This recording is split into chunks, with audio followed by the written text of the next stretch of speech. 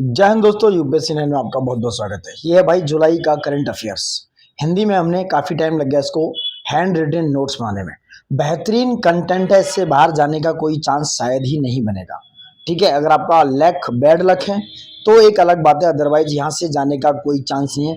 एक एक current affair को बखूबी जो एग्जाम्स के पर्सपेक्टिव से जो इम्पोर्टेंट है वो हमने इसमें सींचा हुआ है दोस्तों, वो हमने इसमें बनाया हुआ है।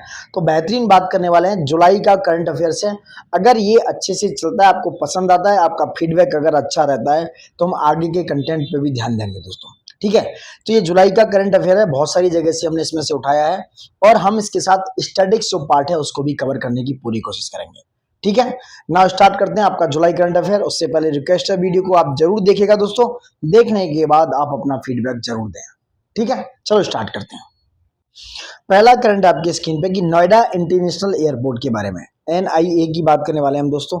देखो ये करंट आने वाले हैं आपके एग्जाम्स में, ये नोएडा से रिलेटेड है, यूपी से रिलेटेड है, इसके लिए बात कर रहे हैं। तो एनआईए मतलब नोएडा इंटरनेशनल एयरपोर्ट ने एक एमओयू साइन किया है दोस्तों एनलॉन टेक्नोलॉजी सॉल्यूशंस के साथ। जो एनलॉन टेक्नोलॉजी सॉल्यूशन है उसके साथ एनआईए यानी कि नोएडा इंटरनेशनल, किसने, नोएडा इंटरनेशनल एयरपोर्ट अथॉरिटी ने एक एमओयू साइन किया है। क्या साइन किया है कि भारत की पहली स्वदेशी रूप से विकसित यानी कि indigenously developed runway rubber removal machine लगाने का, जो जेवर एयरपोर्ट बन रहा है नोएडा में दोस्तों, वहां पर ये क्या करेंगे, एक रनवे रबर रिमूवल मशीन लगाएंगे जिसे बोलते हैं आरआरएम। ये पूरी तरीके से पहला फुली सोलर पावर्ड एयरपोर्ट होगा दोस्तों। कौन सा पहला फुली सोलर पावर एयरपोर्ट कौन सा बन गया है, वो है आपका कोची एयरपोर्ट है जो केरला में बन चुका है। और इस पे हम बनाने वाले हैं रनवे रबर रिमूवल मशीन। ठीक है, तो पहला जो है आपका फुली सोलर पावर्ड एयरपोर्ट कौन सा बना है, कोची दोस्तों। कोची बन चुका है पहला फुली सोलर पावर्ड एयरपोर्ट। तो 20 जून को, ये 20 जून को दोस्तों एक एमओयू साइन हुआ था नोएडा इंटरनेशनल एयरपोर्ट और एनलॉन टेक्नोलॉजी सॉल्यूशंस के बीच में। कब, 20 जून 2025 को, जिसमें वो रनवे रबर रिमूवल मशीन्स की बात करने वाले हैं। कुछ एक्स्ट्रा डिटेल मैं अपनी तरफ से भी दूंगा क्योंकि यहाँ सारा कुछ नहीं लिखा जा सकता है। Got it. तो एक एमओयू साइन हुआ है, ये डेट्स आपका जो जो पॉइंट्स पे मैं क्लिक कर रहा हूँ वहां बखूबी याद रखना। ये सबसे बेहतरीन आपके एग्जाम्स में आने वाला है। ये बात करने वाले हैं हम सेटा की। सेटा बोले तो फ्री ट्रेड एग्रीमेंट। एक एफटीए साइन हुआ है इंडिया और यूके के बीच में, इंडिया और यूनाइटेड किंगडम इंग्लैंड के बीच में फ्री ट्रेड एग्रीमेंट साइन हो चुका है दोस्तों। कब हुआ है, 24 जुलाई 2025 को ये कंप्लीट हुआ। डेट याद रखना कि free trade agreement has been completed on 24 July या 14 जुलाई, कुछ भी कंफ्यूज कर सकते हैं। तो 24 जुलाई को इंडिया और यूके के बीच में जो काफी टाइम से चला आ रहा था फ्री ट्रेड एग्रीमेंट कंप्लीट हो चुका है, जिसको comprehensive economic and trade agreement भी बोला जाता है। दैट इज कॉल्ड सीटा। क्या बोला गया है, सीटा दोस्तों।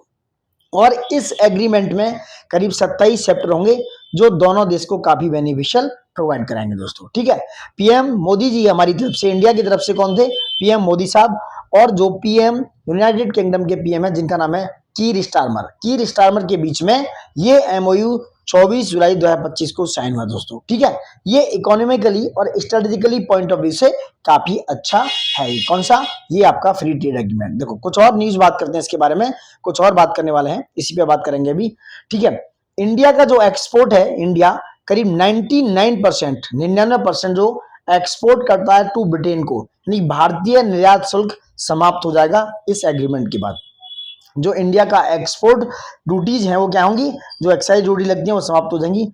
और जो बाइलेटरल ट्रेड आपका 2024 तक था इंडिया और यूके के बीच में, करीब 20.5 बिलियन डॉलर, कितना था, 20.5 बिलियन डॉलर इंडिया और यूके के बीच में जो बाइलेटरल ट्रेड था दोस्तों, उसको इस comprehension economic and trade agreement के थ्रू 2026-30 तक करीब पहुंचाना है, उसको 6 टाइम करना है, 6 से 7 गुना कर देना है दोस्तों, 6 गुने से ज्यादा 7 गुना कर देना है। करीब करीब उनको 120 बिलियन डॉलर पहुंचाना है इसको 2026-30 तक। ऐसा इन्होंने क्या रखा हुआ है, टारगेट रखा हुआ है दोस्तों। ठीक है, ये एग्रीमेंट हो गया। डेट आपको याद है 24 जुलाई 2025, और पीएम मोदी जी और कीर स्टारमर के बीच में ये साइन हुआ है दोस्तों। ठीक है, नेक्स्ट बात करते हैं अब।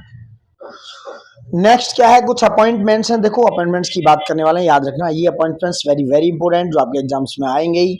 ये है आपका सूरीनाम की एक नई महिला राष्ट्रपति, वेरी इंपोर्टेंट दोस्तों, किसकी? सूरीनाम की। सूरीनाम की पहली महिला राष्ट्रपति बनी है। देखो कलर थोड़ा गड़बड़ हो रहा है इसलिए ये वाला करते हैं रेड वाला। सूरीनाम की नई महिला राष्ट्रपति बनी है और पहली महिला राष्ट्रपति है जिनका नाम है डॉक्टर जेनिफर गिरलिंग्स। क्या नाम है? डॉक्टर जेनिफर गिरलिंग साइमंस को दोस्तों ये नेशनल डेमोक्रेटिक पार्टी से हैं। ठीक है, तो सूरीनाम की पहली महिला राष्ट्रपति कौन बनी है? ये है डॉक्टर जेनिफर गिरलिंग साइमंस दोस्तों। और ये कहाँ है? सूरीनाम एक कौन सा कंट्री है? South American country. कौन सा? साउथ अमेरिकन कंट्री है सूरीनाम। और सूरीनाम की कैपिटल क्या है दोस्तों? सूरीनाम की कैपिटल है परामारिबो। क्या है? परामारिबो। परामारिबो सूरीनाम की कैपिटल है, याद रखना। और सूरीनाम बॉर्डर किस किस के साथ लगाता है? सूरीनाम फ्रेंच गुयाना के साथ और गुयाना के साथ और ब्राजील के साथ, तीन कंट्री के साथ सूरीनाम के बॉर्डर्स लगते हैं, जो आप देख सकते हो अटलांटिक ओशन में है ऊपर, ये उसके साइड में है। यहाँ पर अटलांटिक ओशन है, वहां पर साउथ अमेरिका के साइड में, जो कैरिबियन सी के नीचे दोस्तों। ठीक है, तो यहाँ पे कौन? फ्रेंच गुयाना, ब्राजील, गुयानिया, ये बॉर्डर शेयर करते हैं किसके साथ? सूरीनाम के साथ दोस्तों। ठीक है, आई होप आप समझ पा रहे हैं। मैं और भी ऐसी चर्चा करता रहूंगा। प्लीज वीडियो अगर आप अच्छा लग रहा है तो लाइक शेयर सब्सक्राइब कीजिए दोस्तों। नेक्स्ट बात करने वाले हैं हमारे वाइस प्रेसिडेंट कौन से नंबर के थे? 14वें। 14वें नंबर के वाइस प्रेसिडेंट श्री जगदीप धनखड़ जी ने इस्तीफा दे दिया, रिजाइन दे दिया दोस्तों। भारत के वाइस प्रेसिडेंट साहब जो 14वें नंबर के थे, इन्होंने क्या दे दिया? इस्तीफा, रिजाइन दे दिया। और रिजाइन जो वाइस प्रेसिडेंट है किसको देते हैं? प्रेसिडेंट साहब को। यानी कि प्रेसिडेंट साहब मोदी द्रौपदी मुर्मू जी को वाइस प्रेसिडेंट जो है रिजाइन लेटर अपना थमा देते हैं। ठीक है, और किस आर्टिकल के थ्रू? आर्टिकल कॉन्स्टिट्यूशन में गिवन है आर्टिकल 67A। आर्टिकल 67A के तहत श्री जगदीप धनखड़ जी ने, जो भारत के 14वें नंबर के वाइस प्रेसिडेंट थे दोस्तों, उन्होंने द्रौपदी मुर्मू जी जो हमारी प्रेजेंट प्रेसिडेंट हैं, सॉरी, उनको इस्तीफा दे दिया है। ठीक है, अब एक्टिंग वाइस प्रेसिडेंट हैं, वो वाइस प्रेसिडेंट नहीं कहलाएंगे दोस्तों, याद रखना। जो एक्टिंग राज्यसभा के कार्यवाहक हैं, सभापति हैं, वो कौन है इस समय? हरिवंश नारायण सिंह। एक्टिंग जो राज्यसभा के कार्यवाहक हैं वो कौन है? हरिवंश नारायण सिंह को क्या है? कार्यवाहक चुना गया है। ये राज्यसभा के कार्यवाहक सभापति बनाए गए दोस्तों। ठीक है, क्योंकि कार्यवाहक जो है वाइस प्रेसिडेंट का कोई पद नहीं होता, जो हमारे कॉन्स्टिट्यूशन में गिवन ही नहीं है दोस्तों, ये याद रखा जाए।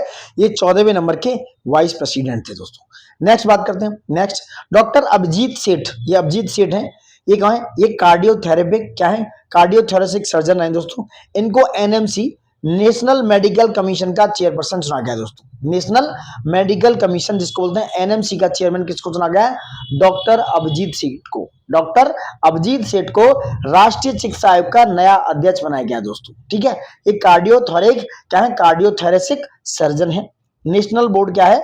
एक एग्जामिनेशन इन साइंस के प्रेसिडेंट भी ये रहे हैं, कौन? डॉक्टर अभिजीत सेठ दोस्तों। ठीक है, और वहीं बात करें नेशनल मेडिकल कमीशन दोस्तों है क्या?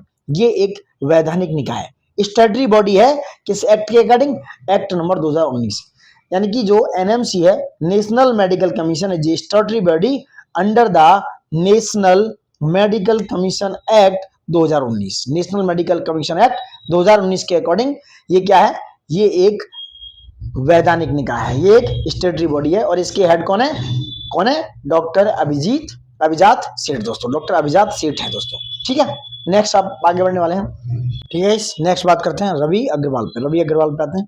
ये केंद्रीय प्रत्यक्ष कर बोर्ड यानी कि सीबीडीटी के कौन है? चेयरमैन। इनका चेयरमैन का कार्यकाल बढ़ाया गया दोस्तों। और कब तक बढ़ाया गया है? जो सीबीडीटी है, central board of direct tax के कौन है? चेयरमैन है। Central board of direct taxes के चेयरमैन है कौन? रवि अग्रवाल। इनका कार्यकाल 30 जून 2026 तक के लिए बढ़ा दिया गया है। 30 जून 2026 तक के लिए बढ़ा दिया गया दोस्तों। Appointment committee of the cabinet का जो ये कौन रहे? रवि अग्रवाल हेड रहे। एसीसी यानी कि appointment committee of the cabinet ने किसने बढ़ाया दोस्तों इनका कार्यकाल?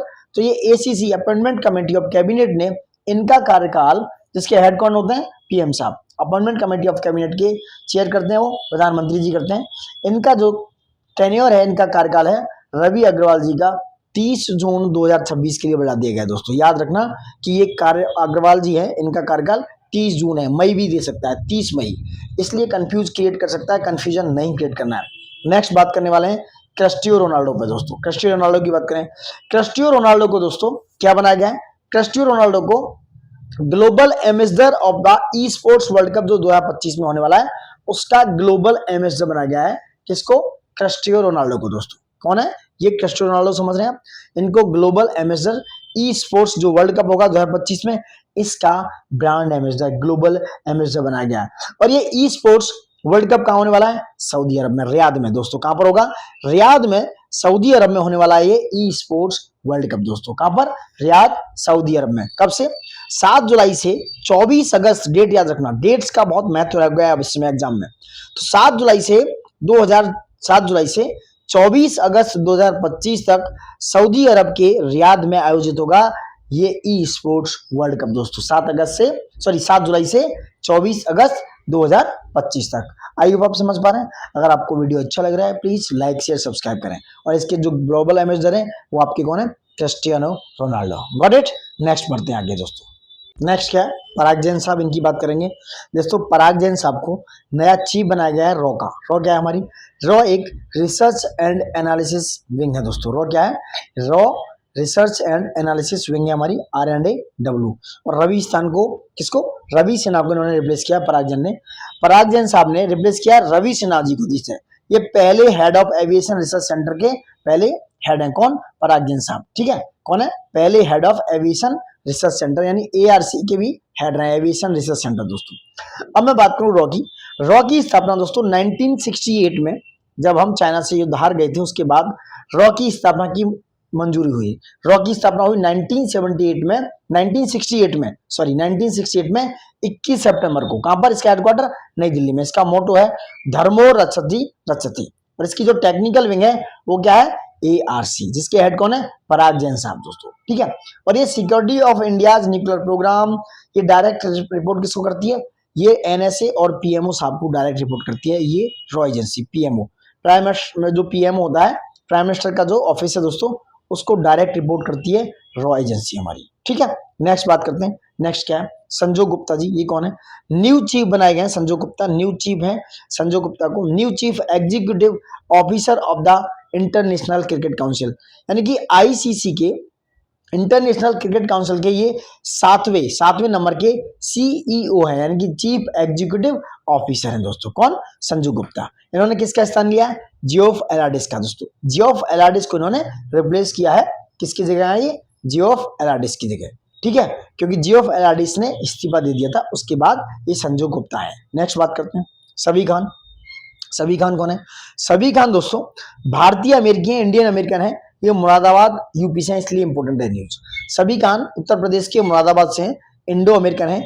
इन्हें एप्पल इंक के न्यू चीफ ऑपरेटिंग ऑफिसर दोस्तों, क्या बनाया गया इनको? New chief operating officer, COO बनाया गया है सबी खान को। ठीक है, इन्होंने जेफ विलियम्स का स्थान लिया है। किसका स्थान लिया है? जेफ विलियम्स का स्थान लिया है। किसने? सबी खान साहब ने। ये इंडो अमेरिकन है, भारतीय अमेरिकी हैं, जो यूपी के मुरादाबाद से बिलोंग करते हैं। नेक्स्ट है आपका दोस्तों, नेक्स्ट है उमा कांजीवाल। क्या नाम है? उमा कांजीवाल। ये कौन है? उमा कांजीवाल। ठीक है, उमा कांजीवाल को दोस्तों, उमा कांजीवाल को इग्नू यानी कि इंदिरा गांधी जो नेशनल ओपन यूनिवर्सिटी है उसकी पहली महिला वाइस चांसलर बनाया गया, इसलिए ये न्यूज इंपोर्टेंट है। उमा कांजीवाल जी को इग्नू यानी कि इग्नू की पहली महिला, पहली फर्स्ट वुमेन वाइस चांसलर बनाया गया दोस्तों। कौन? पहली महिला वाइस चांसलर उमा कांजीवाल जी को बनाया गया। ये वेरी वेरी इंपोर्टेंट न्यूज है दोस्तों। नेक्स्ट बात करते हैं। नेक्स्ट क्या है? नेक्स्ट सोनाली मिश्रा जी की बात करने वाले हैं। ये RPF बोले तो रेलवे सुरक्षा बल की पहली महिला दोस्तों, फर्स्ट फीमेल महानिदेशक सोनाली मिश्रा को, is very very important. RPF की पहली महिला DG बनाया गया है। किसको? सोनाली मिश्रा जी को। इन्होंने मनोज यादव का स्थान रिप्लेस किया है। नेक्स्ट बात करने वाले हैं सब लेफ्टिनेंट आस्था पूनिया दोस्तों। क्या नाम है? सब लेफ्टिनेंट आस्था पूनिया जी दोस्तों। सब लेफ्टिनेंट आस्था पूनिया जी कौन है? ये इंडियन नेवी की, यानी कि इंडियन नेवी, आर्मी और एयरफोर्स होता है। तो जो आस्था पूनिया है ये किससे? नौसेना से, भारतीय नौसेना से। इंडियन नेवी की पहली वुमेन्स फाइटर पायलट बनी है, पहली वुमेन फाइटर पायलट ट्रेनी बनी है। कौन बनी है? लेफ्टिनेंट आस्था पूनिया दोस्तों। नेवी की फर्स्ट महिला फाइटर पायलट ट्रेनी बनी दोस्तों। ठीक है, इन्हें विंग्स ऑफ गोल्ड सम्मान भी दिया गया है। ठीक है, इससे पहले और ही बात करते हैं। जो 3 महिला फाइटर थी हमारी, 3 महिला फाइटर जो एयरफोर्स में, इंडियन एयरफोर्स में जो ट्रेनी है, उनका नाम है अवनी चतुर्वेदी, भावना कंठ और मोना सिंह दोस्तों। 3 है, अवनी चतुर्वेदी, भावना कंठ और मोना सिंह। ये इंडियन एयरफोर्स की महिला पायलट कौन है? महिला पायलट, महिला फाइटर पायलट ट्रेनी है दोस्तों तीनों। ठीक है, वही बात करें विंग्स ऑफ गोल्ड सम्मान किसने दिया? किसने दिया? एडमिरल जनक बेवली ने 3 जुलाई 2025 को लेफ्टिनेंट अतुल कुमार ढुल को क्या दिया, ये विंग्स ऑफ गोल्ड सम्मान दिए दोस्तों। ठीक है, तो ये सब lieutenant Aastha Punia is very very important दोस्तों। नेक्स्ट बात करने वाले हैं, नेक्स्ट क्या है, देखिए राज्यसभा के लिए नामित सदस्य जो राज्यसभा के लिए नॉमिनेट किए गए प्रेसिडेंट जी ने, जो मुर्मू जी हैं, उन्होंने 12 जुलाई 2025 को 4 सदस्यों को दोस्तों भारतीय संविधान के तहत आर्टिकल 81A आर्टिकल 80(1)(a) के तहत इनको नॉमिनेट किया है दोस्तों। कितने, 4 सदस्यों को नॉमिनेट किया है। नंबर 1 हर्षवर्धन श्रृंगला है, जो पूर्व डिप्लोमेट है, पूर्व क्या है, राजनायक है दोस्तों। दूसरे कौन है, उज्जवल देवराय है। ये उज्जवल देवराय कहां से हैं, ये महाराष्ट्र के निकम से हैं। ठीक है, ये वरिष्ठ अभियोजक हैं। नेक्स्ट है श्री सदानंद मास्टर, ये केरल से हैं, कौन है, सामाजिक कार्यकर्ता हैं। और डॉक्टर मीनाक्षी जैन, ये इतिहासकार हैं, हिस्टोरियन हैं। और ये डॉक्टर मीनाक्षी जैन कौन है, इतिहासकार। तो हर्षवर्धन श्रृंगला, उज्जवल देवरा, ठीक है, जो निगम महाराष्ट्र है, और श्री सदानंद मास्टर और डॉक्टर मीनाक्षी जैन को आर्टिकल 80(1)(a) के तहत किसमें, राज्यसभा में नॉमिनेट किया गया दोस्तों। किसमें, राज्यसभा में नॉमिनेट किया गया है दोस्तों। नेक्स्ट बात करने वाले हैं, नेक्स्ट क्या है, राज्यों एवं केंद्र शासित प्रदेशों के नए राज्यपाल जो हैं एवं जो उपराज्यपाल हैं, जिसको चूज किया है किसने, प्रेसिडेंट साहब ने इनको अपॉइंट किया है। तो जो गोवा के नए राज्यपाल हैं, इंपोर्टेंट है, पुष्पापति अशोक गजपति राजू हैं। गोवा के राज्यपाल कौन है, गोवा के गवर्नर हैं दोस्तों पुष्पापति अशोक गजपति राजू। हरियाणा के राज्यपाल कौन है, प्रोफेसर असीम कुमार घोष, इंपोर्टेंट है, मैचिंग में आ सकता है। और जम्मू कश्मीर के जो पूर्व उप मुख्यमंत्री हैं, जो वाइस सीएम थे, चीफ मिनिस्टर साहब थे, कविंदर गुप्ता जी, इनको बना दिया गया है कौन, वाइस सीएम को उपराज्यपाल ऑफ जम्मू कश्मीर, उपराज्यपाल ऑफ लद्दाख। लद्दाख के ये नए उपराज्यपाल बने, कहां के, लद्दाख के बने, ये कविंदर गुप्ता जी दोस्तों। कौन, कविंदर गुप्ता जी कौन है, नए कौन बने, उपराज्यपाल लद्दाख के। अब आते हैं अवार्ड्स एंड ऑनर पे दोस्तों। अवार्ड्स एंड ऑनर की बात करने वाले हैं, इज वेरी इंपोर्टेंट न्यूज। देखो पहला अवार्ड है world summit on the information society prize 2025 champion prize किसको दिया गया है, वेरी इंपोर्टेंट न्यूज दोस्तों। ये चैंपियन प्राइज है वर्ल्ड समिट के द्वारा दिया गया, किसके क्षेत्र में, इंफॉर्मेशन सोसाइटी प्राइज के में, कौन सा, मेरी पंचायत मोबाइल ऐप को ये प्राइज दिया गया है, champion prize world summit on the information society के द्वारा। किसके द्वारा, सोसाइटी का अवार्ड है ये, चैंपियन प्राइज दिया जाता है मेरी पंचायत मोबाइल ऐप को। और किसके द्वारा, ITU के द्वारा, इंटरनेशनल टेलीकम्युनिकेशन यूनियन के द्वारा ये पुरस्कार जो है मेरी पंचायत मोबाइल ऐप को दिया गया दोस्तों। ठीक है, ठीक है, किस श्रेणी में दिया गया, ये किस श्रेणी में दिया गया, एक्शन लाइन कैटेगरी में। जो एक्शन लाइन है जो इसमें किया गया है मेरी पंचायत मोबाइल में, सांस्कृतिक, जो सांस्कृतिक विविधता है, क्या है दोस्तों, सांस्कृतिक विविधता और पहचान के लिए, भाषाई है, जो कल्चरल डाइवर्सिटी है एंड आइडेंटिटी है, लिंग्विस्टिक डाइवर्सिटी है एंड लोकल कंटेंट की बात हो रही है। और ये मिनिस्ट्री ऑफ पंचायती राज और NIC का एक इनिशिएटिव था दोस्तों। कौन सा, मिनिस्ट्री ऑफ पंचायती राज यानी कि PRI और NIC का एक जॉइंट इनिशिएटिव था दोस्तों। ठीक है, क्या था, जॉइंट इनिशिएटिव, ये मेरी पंचायत मोबाइल ऐप। ठीक है, नेक्स्ट बात करते हैं चिकित्सा रत्न दोस्तों। चिकित्सा रत्न दिया गया है किसको, चिकित्सा रत्न। देखो एक दो न्यूज और है, मैं उनकी बात करने वाला हूँ। ठीक है, वो बात करने वाला हूँ। जैसे एक न्यूज अभी आगे बात करेंगे, चिकित्सा रत्न किसको दिया गया, जो चिकित्सा रत्न 2025 का जो पुरस्कार है डॉक्टर संजय कुमार को, जो रेलवे सर्जन है, इनको दिया गया है चिकित्सा का रत्न पुरस्कार 2025 में। ये रेलवे सर्जन है, क्या नाम है इनका, डॉक्टर संजय कुमार।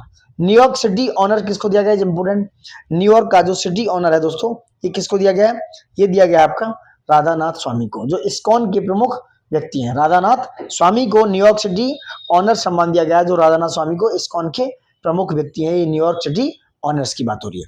ठीक है, नेक्स्ट बात करने वाला हूं। देखो एक और अवार्ड रह गया जो दिया जाता है best magic creator award, best magic, जो सुहानी शाह, इनका नाम सुना होगा, सुहानी शाह, जो राजस्थान से एक जादूगर हैं, इनको बेस्ट मैजिक क्रिएटर अवार्ड दिया गया दोस्तों। ठीक है, ये जादूगर हैं और एक मेंटलिस्ट हैं, किसके द्वारा, फेडरेशन इंटरनेशनल, क्या है, federation international society and magic के द्वारा। और ये 3 साल में होता है, विश्व चैंपियंस है ये मिस का, विश्व चैंपियनशिप अवार्ड है मैजिक का, जो आयोजन होता है और जादूगरों का ऑस्कर दिया जाता है, जादूगरों का ऑस्कर माना जाता है। किसको मिला है, सुहानी शाह को, सुहानी शाह को ये अवार्ड मिला है दोस्तों। ठीक है, नेक्स्ट बात करने वाले हैं शक्ति भट्ट पुरस्कार, इसको का आप मिस करो, काट दो। कलिंग रत्न पुरस्कार की बात करें, कलिंग रत्न पुरस्कार ये प्रेसिडेंट जी के द्वारा दिया है। कलिंग रत्न पुरस्कार किसको दिया, केंद्रीय शिक्षा मंत्री धर्मेंद्र प्रधान जी को। कलिंग रत्न पुरस्कार किसको? प्रेसिडेंट जी के द्वारा केंद्रीय शिक्षा मंत्री धर्मेंद्र प्रधान जी को दिया गया है। नेक्स्ट है यूनाइटेड नेशंस का पॉपुलेशन प्राइज 2025, यूनाइटेड नेशन का पॉपुलेशन प्राइज 2025, ठीक है। तो यूनाइटेड नेशंस का पॉपुलेशन प्राइज ये वर्षा देश पांडे को, किसको? वर्षा देश पांडे को मिला है, वर्षा देश पांडे को मिला दोस्तों। और ये वर्षा देश पांडे कहां से? ये महाराष्ट्र से बिलोंग करती है, महाराष्ट्र से बिलोंग करती है। महाराष्ट्र में स्थित एक दलित महिला विकास मंडल जो क्या है? एक संगठन है दोस्तों, उसकी सचिव है वर्षा देश पांडे। और लैंगिक समानता जेंडर इक्वलिटी की बात करती है, ये अवार्ड मिला है for gender equality and combating gender biased जो सेक्स सिलेक्शन है उसके लिए दोस्तों इंडिया में।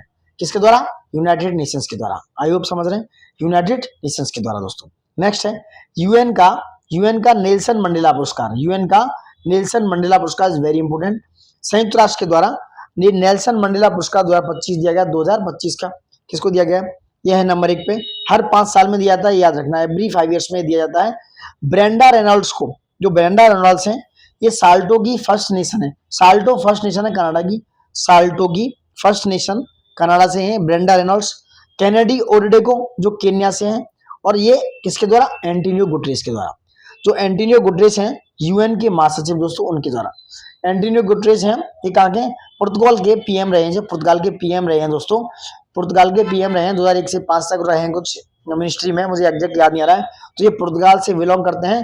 एंटोनियो गुटरेस ने ब्रेंडा रेनॉल्ड्स को जो कनाडा से हैं, और कैनेडी ओडेडे जो केन्या से हैं दोस्तों, कैनेडी ओडेडे ये केन्या से हैं, इनको यूएन का नेल्सन मंडेला पुरस्कार प्रोवाइड किया दोस्तों, ठीक है। नेक्स्ट आगे बढ़ते हैं, ठीक है। नेक्स्ट है स्वच्छ सर्वेक्षण पुरस्कार 2024-25, इनकी बात होने वाली है। प्रेसिडेंट के साहब के द्वारा दिया गया है स्वच्छ सर्वेक्षण पुरस्कार 2024-25। पहले नंबर पर है इंदौर, दूसरे पर क्या है? सूरत। इनकी पहले नंबर पर ही दोनों, इंदौर और सूरत, इंदौर एमपी से, सूरत गुजरात से, दोनों ही क्या है? पहले नंबर पर है, इंदौर और सूरत। तो 10 लाख से अधिक जनसंख्या वाले 4 शहरों की बात कर रहे हैं, जो 10 लाख से अधिक जनसंख्या है दोस्तों, ठीक है। इंदौर है, सूरत है। नंबर 2 पे है नवी मुंबई, कौन सा है? नवी मुंबई। और नंबर 3 पर है विजयवाड़ा, कौन है दोस्तों? विजयवाड़ा। नंबर 2 पे नहीं है, ये नंबर 3 पे, 2 पे तो कुछ है ही नहीं, 2 पर कुछ भी नहीं है, याद रखना, मिस हो सकता है। नंबर 3 पे नवी मुंबई है, नंबर 4 पे विजयवाड़ा जो कि आंध्र प्रदेश है। तो 10 लाख से अधिक जनसंख्या वाले 4 शहर, इंदौर सूरत नंबर 1 पर, नवी मुंबई नंबर 3 पर, विजयवाड़ा 4 नंबर पे है दोस्तों, ठीक है। वहीं बात करें 3 लाख से 10 लाख अधिक जनसंख्या वाले, 3 से 10 लाख जनसंख्या वाले शहरों की श्रेणी में जो 4 शहर हैं, नंबर 1 पे है नोएडा उत्तर प्रदेश से, कौन सा? नोएडा उत्तर प्रदेश से है दोस्तों, नोएडा उत्तर प्रदेश से नंबर 1 पे। दूसरे पे है चंडीगढ़, दूसरे पे क्या है? चंडीगढ़। तीसरे पे क्या है? मैसूर कर्नाटक से। चौथे पे उज्जैन है दोस्तों, चौथे पर क्या है? उज्जैन मध्य प्रदेश से है। तो ये 3 से 10 लाख जनसंख्या जहां पर है उसकी बात हो रही है। और नंबर 10 पे है मुरादाबाद, उत्तर प्रदेश से मुरादाबाद 3 से 10 लाख शहरों की जनसंख्या वाली श्रेणी में 10वें नंबर पर है। और नंबर 1 पर क्या है? नोएडा उत्तर प्रदेश से, ठीक है। 50,000 से 3 लाख वाली जनसंख्या में नंबर 1 पे नई दिल्ली, नंबर 2 पे तिरुपति आंध्र प्रदेश से, और नंबर 3 पे अंबिकापुर छत्तीसगढ़ से। नेक्स्ट है, अब और से पुरस्कारों की बात कर लेते हैं, और पुरस्कारों की बात कर लेते हैं। नोएडा मुरादाबाद का रैंक 1 और 10 है, याद रखना उसमें। नेक्स्ट बात करते हैं इसमें, नेक्स्ट बात करने वाला है, 1 मिनट रुको। नेक्स्ट बात करने वाले राष्ट्रपति पुरस्कार जो विजेता है स्वच्छ से, उनकी बात करेंगे। राष्ट्रपति जो पुरस्कार विजेता है, नंबर 1 पे अहमदाबाद है दोस्तों, ये 10 लाख से इंक्रीज है, 10 लाख से जनसंख्या ज्यादा है, वहां बात हो रही है 10 लाख प्लस वाले शहर हैं अहमदाबाद नंबर 1 पे। नंबर 2 पे भोपाल, ठीक है, भोपाल तो, और नंबर 3 पे लखनऊ। नंबर 1 पे अहमदाबाद, नंबर 2 पे भोपाल, नंबर 3 लखनऊ। ये राष्ट्रपति पुरस्कार है, जिन राष्ट्रपति पुरस्कार मिला है जिन शहरों को, जो स्वच्छ शहर, उनकी बात हो रही है। 2 कैटेगरी में थे, स्वच्छ सर्वेक्षण में और ये राष्ट्रपति वाले। तो 10 लाख से प्लस जनसंख्या वाले जो हैं वो नंबर 1 पे अहमदाबाद, नंबर 2 पे भोपाल, नंबर 3 पे लखनऊ उत्तर प्रदेश से। 7 स्टार कचरा मुक्त शहर के रूप में प्रमाणित किया गया, किसको? लखनऊ को। लखनऊ जो है इसको 7 स्टार कचरा मुक्त शहर के रूप में प्रमाणित होने का सम्मान मिला है, ठीक है। नेक्स्ट बात करते हैं, आगरा। आगरा एक emerging clean city of UP का खिताब मिला है, क्या मिला है? इमर्जिंग क्लीन सिटी ऑफ, किसको? आगरा को। Emerging clean city of UP का खिताब आगरा को मिला है, emerging clean city of UP का खिताब। वहीं गोरखपुर की बात करें दोस्तों, तो गोरखपुर सफाई मित्र सुरक्षित शहर श्रेणी में 30वें स्थान पर है, कौन सा? 30वें स्थान पर। और 3 से 10 लाख की आबादी वाले शहरों में 4थे स्थान पर है, कौन? गोरखपुर 4थे स्थान पर है। वहीं प्रयागराज, प्रयागराज को सर्वाधिक स्वच्छ गंगा शहर घोषित किया गया, कौन सा? सर्वाधिक स्वच्छ गंगा शहर का खिताब मिला है प्रयागराज को। वहीं मैंने बात की थी गोरखपुर 30वें स्थान पर है, वहीं ये 4थे स्थान पर है 3 से 10 लाख की आबादी वाले शहरों में, ये याद रखना, ठीक है। आगरा को मिल चुका है। वहीं अगर बात करें जो 5 स्टार कचरा फ्री है वो है गोरखपुर आपका। गोरखपुर को 5 स्टार कचरा फ्री रैंकिंग मिली है। 5 स्टार की कचरा फ्री रैंकिंग किसको मिली है? गोरखपुर दोस्तों। गोरखपुर और आगरा को 5 स्टार कचरा फ्री रैंकिंग भी मिली है। और 7 स्टार में कौन है? लखनऊ। 7 स्टार में आपका लखनऊ है। Got it. कुछ और अवार्ड्स है दोस्तों, मैं बात करता हूँ। जैसे एक अवार्ड रह गया फूड, जो लिखा नहीं है, फूड प्लेनेट प्राइज 2025 की बात हो रही है। तो फूड प्लेनेट प्राइज 2025 को किसको मिला? ये ग्रीन फर्टिलाइजर्स नाइट्रो कैपिटल है, एक कंपनी है, ग्रीन फर्टिलाइजर्स कंपनी है, नाइट्रो कैपिटल हो जाता है इसको, स्वीडन की कंपनी है। कुर्ट बर्गफोर्स फाउंडेशन के द्वारा, किसके द्वारा? इसका नाम है कुर्ट बर्गफोर्स फाउंडेशन के द्वारा।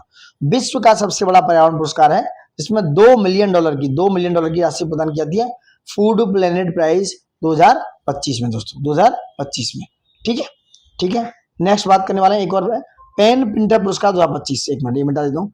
पेन प्रिंटर पुरस्कार 2025 किसको मिला है? तो पेन जो प्रिंटर पुरस्कार है वो 2025 मिला है लीला अबालेला को। किसको? लीला अबोलेला को, जो सूडान की स्कॉटिश लेखक हैं, इनको मिला है दोस्तों। लीला अबोलेला जो कहां से है? सूडान से। इंग्लिश में मिला है दोस्तों, इंग्लिश में लीला अबालेका को। One the award for the powerful writing on the migration faith and the lives of Muslim women की बात हो रही है।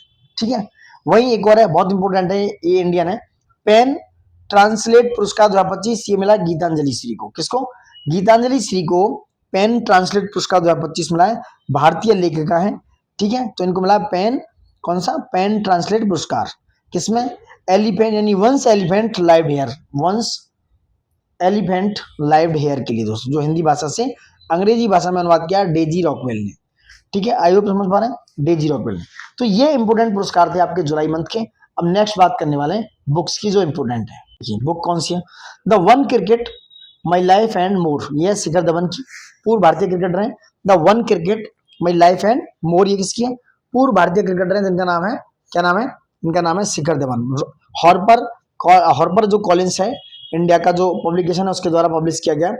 ठीक है, और ये खुद शिखर धवन ने अनवेल किया था इस बुक को। नेक्स्ट है women's life freedom echoes of a revolutionary uprising in Iran, ये बहुत इंपॉर्टेंट है, ये आ सकती है। ये चोरा मकारेमी की, किसकी?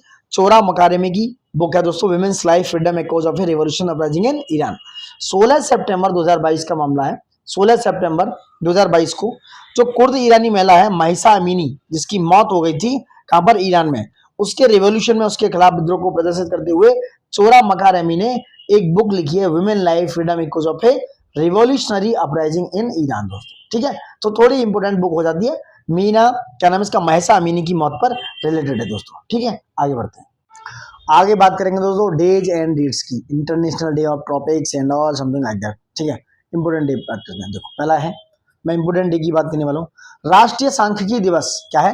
राष्ट्रीय सांख्यिकी दिवस दोस्तों 29 जून 2007 से मनाया जा रहा है। पहली बार 2007 में 29 जून को पड़ता है राष्ट्रीय सांख्यिकी दिवस। ठीक है, और इसकी थीम थी राष्ट्रीय नमूना सर्वेक्षण के 75 वर्ष। क्या है इसकी theme? 75 years of the national sample survey, इसकी थीम है ये। 75 years of the national sample survey दोस्तों। ठीक है, 75 साल नमूना सर्वेक्षण के 75 साल। नेक्स्ट बात करते हैं, नेक्स्ट क्या है? 8वां जीएसटी दिवस, यानी कि जीएसटी दिवस पूछ सकते हैं, गुड्स एंड सर्विस टैक्स दिवस मनाया गया दोस्तों। पहला कब मनाया गया? 2018 में मनाया गया था, पर 8वां जीएसटी डे यानी कि 8th जीएसटी डे मनाया गया कब? अभी जुलाई में, 1 जुलाई 2025 को, 1 जुलाई 2025 को मनाया गया 8वां, क्योंकि 1 जुलाई 2017 से ये मनाया जा रहा है। पहली बार सेलिब्रेट किया गया था 2018 में। ठीक है, 2018 में इसकी थीम थी GST simplifying tax empowering citizen दोस्तों। क्या थी? GST simplifying tax empowering citizen. Next है 1 जुलाई को दोस्तों doctors day, national doctor day, राष्ट्रीय डॉक्टर्स डे मनाया गया। 1991 से मनाया जा रहा है, 1991 1991 से मनाया जा रहा है, 1 जुलाई को मनाया जाता है। और किसके उपरोक्त में? डॉक्टर विधान चंद्र राय, डॉक्टर विधान चंद्र राय के सम्मान में ये दिवस मनाया जाता है। कौन सा? नेशनल डॉक्टर्स डे दोस्तों, नेशनल डॉक्टर्स डे यानी कि राष्ट्रीय चिकित्सा दिवस। ठीक है, और इसकी थीम थी, थीम क्या थी? थीम थी behind the mask who heals the healers. इसकी वो क्या थी theme? Behind the mask who heals the healers दोस्तों, who heals the healers. Next बात करते हैं, वन महोत्सव दोस्तों, एक साथ से वन सप्ताह महोत्सव की बात हो रही है। वन महोत्सव सप्ताह की बात हो रही है 1 जुलाई से 7 जुलाई तक, 1 जुलाई से 7 जुलाई तक वन महोत्सव सप्ताह मनाया गया 2025। कब मनाया गया? 1 से 7 जुलाई। ये इंपोर्टेंट दोस्तों, ये इंपोर्टेंट है। वन महोत्सव सप्ताह 1 से 7 जुलाई 2025 तक मनाया गया दोस्तों। नेक्स्ट है क्या है? International plastic bag free day कब मनाया गया? 3 जुलाई को। 3 जुलाई को मनाया गया। कौन सा? अंतरराष्ट्रीय प्लास्टिक बैग मुक्त दिवस। और कब से मनाया जा रहा है? 2016 से। 2016 से ये राष्ट्रीय यानी कि अंतरराष्ट्रीय प्लास्टिक बैग दिवस, बैग मुक्त दिवस 3 जुलाई को मनाया गया दोस्तों। ठीक है, नेक्स्ट बात करते हैं अंतरराष्ट्रीय सहकारिता दिवस। अंतरराष्ट्रीय जो सहकारिता दिवस है 5 जुलाई को मनाया गया। 5 जुलाई को अंतरराष्ट्रीय सहकारिता दिवस 1923 से मनाया जा रहा है दोस्तों। इसकी जो थीम थी cooperating driving inclusive sustainable solution for a better world. Next बात करते हैं, नेक्स्ट क्या है? विश्व जूनोसिस दिवस। विश्व जूनोसिस दिवस कब मनाया गया? 6 जुलाई को। 6 जुलाई को विश्व जूनोसिस दिवस मनाया गया। किसके द्वारा? विश्व ग्रामीण विकास दिवस भी इसी दिन मनाया गया दोस्तों। मैं कह रहा हूं 6 जुलाई को विश्व जूनोसिस और विश्व ग्रामीण दिवस भी मनाया गया। वर्ल्ड रूरल डेवलपमेंट डे दोस्तों, वर्ल्ड रूरल डेवलपमेंट डे भी मनाया गया दोस्तों इस दिन 6 जुलाई को। नेक्स्ट बात करने वाले, नेक्स्ट क्या है? 25वां राष्ट्रीय मत्स्य दिवस मनाया गया 10 जुलाई को। 25वां राष्ट्रीय मत्स्य दिवस कब मनाया गया? कब मनाया गया? 10 जुलाई को। 25वां राष्ट्रीय मत्स्य दिवस भी किस बार मनाया गया? 10 जुलाई को मनाया गया दोस्तों। ठीक है, 10 जुलाई को मनाया गया। कौन सा? 25वां मत्स्य दिवस, 25वां मत्स्य किसान दिवस। ठीक है, राष्ट्रीय मत्स्य दिवस भी मनाया गया। 25वां नेशनल फिश फार्मर्स डे दोस्तों। किसकी? डॉक्टर KHL चौधरी जो मिनिस्ट्री और किसके द्वारा मनाया जाता है? Ministry of farmers agriculture and health development के द्वारा सेलिब्रेटेड क्या? नेशनल फिश फार्मर्स डे दोस्तों। ठीक है, कहां पर किया? जो ICAR है इंडियन, कहां पर है? ICAR central institute Indian council agriculture research central institute of fresh water aquaculture जो भुवनेश्वर में है, वहां पर उड़ीसा में भुवनेश्वर में वहां पर मनाया गया। डॉक्टर KH अलीकुनी और डॉक्टर HL चौधरी के याद में मनाया जाता है। कौन सा? 10 जुलाई को दोस्तों। ठीक है, वही विश्व ग्रामीण दिवस का जो था जो 6 जुलाई को मनाया गया, इसकी थीम थी rural empowerment global impact. Got it. Next बात करते हैं इंपोर्टेंट विश्व जनसंख्या दिवस 11 जुलाई को मनाया गया दोस्तों। 11 जुलाई 2025 को विश्व जनसंख्या दिवस मनाया गया और ये 1989 से मनाया जा रहा है। कब से? 1989 से ये मनाया जा रहा है, 1989 से। 11 जुलाई 1989 को फर्स्ट टाइम जो है 11 जुलाई 1989 को वैश्विक आबादी के 5 अरब होने पर, यानी कब 5 अरब आबादी हो चुकी थी दोस्तों, उसके शिखर पर पहुंचने पर इसलिए खुशी मनाएगी, विश्व जनसंख्या दिवस मनाएगा। किसके द्वारा? यूनाइटेड नेशंस के द्वारा। किसके द्वारा? यूनाइटेड नेशंस के द्वारा दोस्तों। वहीं 2021 में 7.9 अरब 2021 में पहुंची। 2030 में 8.5 अरब पहुंचने की उम्मीद है। 2050 में 9.7 अरब और 2100 तक ये 10.9 अरब तक बढ़ने की उम्मीद है दोस्तों। ठीक है, और इसकी थीम थी empowering young people to create the families they want in a fair and hopeful world दोस्तों। क्या है? Hopeful world. नेक्स्ट बात करते हैं अंतरराष्ट्रीय मलाला दिवस। Is very very important. अंतरराष्ट्रीय मलाला दिवस मनाया गया दोस्तों। कब? 12 जुलाई को। 12 जुलाई को अंतरराष्ट्रीय मलाला दिवस मनाया गया जो 2013 से मनाया जा रहा है। कब से? 2013 से ये दिवस मनाया जा रहा है, अंतरराष्ट्रीय मलाला दिवस। ठीक है, कब मनाया जा रहा है? 12 जुलाई को। नेक्स्ट है 44वां नाबार्ड स्थापना दिवस। Is very important. 44वां नाबार्ड स्थापना दिवस मनाया गया। कब? 44वां। कौन सा है ये? 44वां है ये नाबार्ड का स्थापना दिवस। ये क्वेश्चन आते हैं। कब मनाया गया? 12 जुलाई को। 12 जुलाई को भी नाबार्ड का स्थापना दिवस मनाया गया और 1982 से मनाया जा रहा है। कब से? 1982 को, क्योंकि नाबार्ड की स्थापना कब हुई थी? 1982 को। ठीक है, नाबार्ड की स्थापना कब हुई? 1982 में दोस्तों। ठीक है, नेक्स्ट बात करने वाले हैं 15 जुलाई को दोस्तों। 15 जुलाई को वर्ल्ड यूथ स्किल्स डे मनाया गया। कौन सा? विश्व युवा कौशल दिवस। किसके द्वारा? UNG के द्वारा, संयुक्त राष्ट्र महासभा के द्वारा मनाया गया दोस्तों। पहली बार 2014 में मनाया गया था। 2014 में मनाया गया था। ठीक है, 2014 में 11 नवंबर को मनाया गया पहला बार श्रीलंका की पहल पर 2014 में ये मनाया गया। सॉरी, 15 जुलाई 2015 को मनाया गया पहली बार। ठीक है, पहली बार मनाया गया। कब? वर्ल्ड यूथ स्किल्स डे की बात हो रही है। ठीक है, यहाँ पे कैबिनेट मिनिस्टर जयंत चौधरी ने 15 जुलाई 2025 को स्किल इंडिया मिशन की, यहाँ पे जो एक वो थे जयंत चौधरी कैबिनेट मिनिस्टर थे, 15 जुलाई 2025 को स्किल इंडिया मिशन के 10 वर्ष पूरे होने की उपलक्ष्य में दोस्तों। किसके जो स्किल इंडिया मिशन है इसके 10 ईयर्स पूरे होने के उपलक्ष्य में सप्ताह भर चलने वाला समारोह मनाया गया दोस्तों। इसकी थीम थी AI एंड डिजिटल कौशल के माध्यम से युवा सशक्तिकरण, यानी कि youth empowerment through AI and digital skills की बात हो रही है दोस्तों, ठीक है। नेक्स्ट बात करते हैं नेल्सन मंडेला। नेल्सन मंडेला अंतर्राष्ट्रीय दिवस, नेशनल मंडेला अंतर्राष्ट्रीय दिवस 18 जुलाई को दोस्तों, 18 जुलाई को नेशनल मंडेला अंतर्राष्ट्रीय दिवस मनाया गया और 2010 से मनाया जा रहा है, 2010 से मनाया जा रहा है। और कब? 18 जुलाई 2010 को 92वें दिवस पर मनाया गया ये नेल्सन मंडेला अंतर्राष्ट्रीय दिवस। नेक्स्ट बात करते हैं विश्व शतरंज दिवस 20 जुलाई को मनाया था, 20 जुलाई को विश्व शतरंज दिवस मनाया गया। 1500 साल पुराना खेल है और कब से मनाया जा रहा है? 1966, 1966 से ये मनाया जा रहा है। किसके? यूनेस्को की। यूनेस्को का जो हेडक्वार्टर कहां पर है दोस्तों? कहां पर है? पेरिस, फ्रांस में। यूनेस्को के सुझाव पर 20 जुलाई 1966 से ये शतरंज दिवस मनाया जा रहा है। 1500 साल पुराना है, भारत में उत्पन्न हुआ, इसको चतुरंग बोला जाता है, ठीक है। नेक्स्ट है इंटरनेशनल मून डे 20 जुलाई को, जो चंद्रमा दिवस है वो भी मनाया गया। कब मनाया गया? 20 जुलाई को। अच्छा, जो चेस है चतुरंग है, विश्व शतरंज दिवस की जो थीम थी ऑर्गेनाइजेशन बाई इंटरनेशनल चेस, क्या है? ऑर्गेनाइजेशन बाई इंटरनेशनल चेस इसकी थीम थी, ठीक है। नेक्स्ट बात करते हैं, नहीं थीम क्या थी? विश्व शतरंज दिवस की थीम थी एवरी मूव काउंट्स इसकी थीम थी, एवरी मूव काउंट्स इसकी थीम थी। अंतरराष्ट्रीय चंद्रमा दिवस 20 जुलाई को मनाया गया। वहीं 22 जुलाई को दोस्तों विश्व मस्तिष्क दिवस मनाया गया।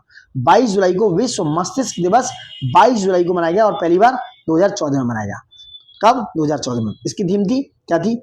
Brain health for all ages. किसके द्वारा? वर्ल्ड फेडरेशन ऑफ न्यूरोलॉजी के द्वारा। किसके द्वारा?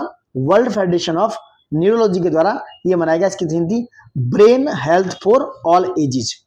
विश्व हेपेटाइटिस दिवस इंपोर्टेंट है 28 जुलाई को। हेपेटाइटिस दिवस 28 जुलाई को मनाया गया दोस्तों। वहीं आम दिवस, राष्ट्रीय आम दिवस भी 22 जुलाई को मनाया जाता है, आप याद रखना। किसके द्वारा? नेशनल हॉर्टिकल्चर के द्वारा दोस्तों, राष्ट्रीय बागवानी बोर्ड के द्वारा, नेशनल हॉर्टिकल्चर बोर्ड के द्वारा मनाया गया। और नेशनल हॉर्टिकल्चर बोर्ड जो है Ministry of Agriculture, farmers and family health welfare के काम में, Ministry of Agriculture and farmer के अंडर में काम करता है, ठीक है। अप्रैल 1984 में, और इसका हेडक्वार्टर कहाँ है? नेशनल हॉर्टिकल्चर बोर्ड का यह है गुरुग्राम में, ठीक है। सोसाइटीज रजिस्ट्रेशन एक्ट 1860 के अंडर में ये रजिस्टर हुआ था, ठीक है। नेक्स्ट बात करने वाले हैं 26 जुलाई को हो गया, विश्व हेपेटाइटिस दिवस हो गया 28 जुलाई को। वहीं विश्व प्रकृति संरक्षण दिवस भी 28 जुलाई को मनाया था। विश्व प्रकृति संरक्षण दिवस भी 28 जुलाई को मनाया था दोस्तों। आई होप समझ पा रहे हैं। नेक्स्ट बात करने वाले हैं, नेक्स्ट क्या है?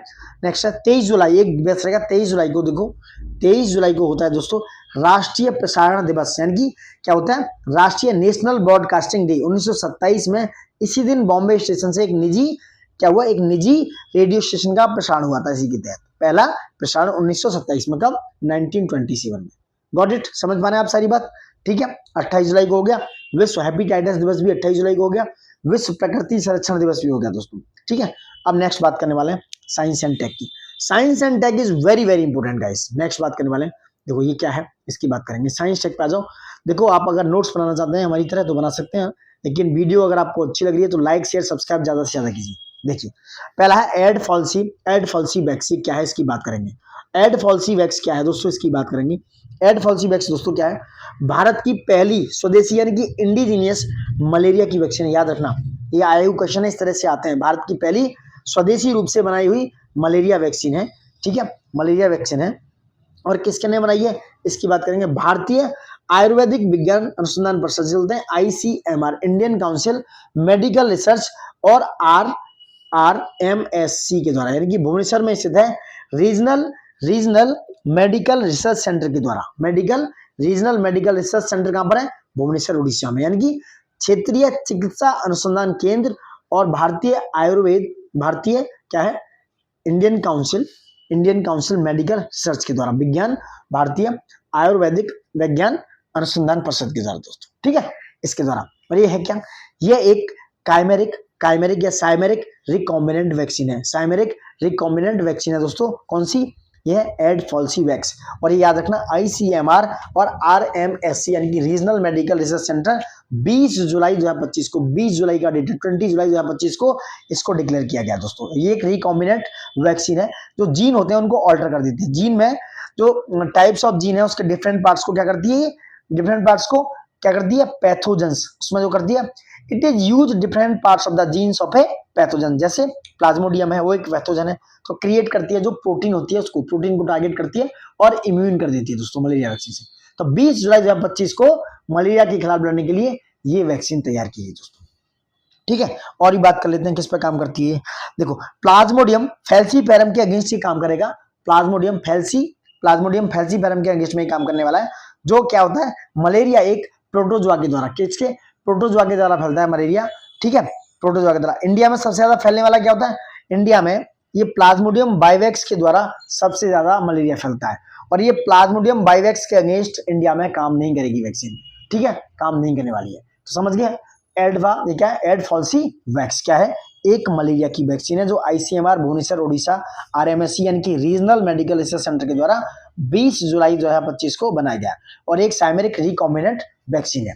ठीक है, जिसमें जीन होते हैं, different parts of the gene का यूज किया जाएगा एज ए, जो पैथोजन है उसके different parts of the gene का यूज किया जाएगा, क्योंकि उससे यूज करके उसके प्रोटीन्स को यानी कि जो टारगेट करेंगे जो मलेरिया होता है, जिससे ये मलेरिया की वैक्सीन फायदा करेगी, मलेरिया होगा ही नहीं। नेक्स्ट बात करते हैं, नेक्स्ट क्या है, देखो नेक्स्ट क्या है, सक्षम 3000 क्या है, ये कि स्विच शहर राउटर का शुभारंभ है दोस्तों। ये क्या है, ये एक स्विच कम राउटर है जो 25.6 टेराबिट्स पर सेकंड पर काम करेगा। 3 जुलाई 2025 को इसको लॉन्च किया गया है। सी डॉट जो है, सी डॉट पुणे में, उसके द्वारा इसको विकसित किया गया है। किसके द्वारा, सी डॉट के द्वारा इसको डेवलप किया गया है। लॉन्च किया किसने, यूनियन मिनिस्टर है जिनका नाम है डॉक्टर पेमा सानी चंद्रशेखर, उन्होंने 3 जुलाई 2025 को लॉन्च किया सक्षम 3000 स्विच कम राउटर है। ठीक है, डेवलप किया सी डॉट ने, जो कि पुणे में है।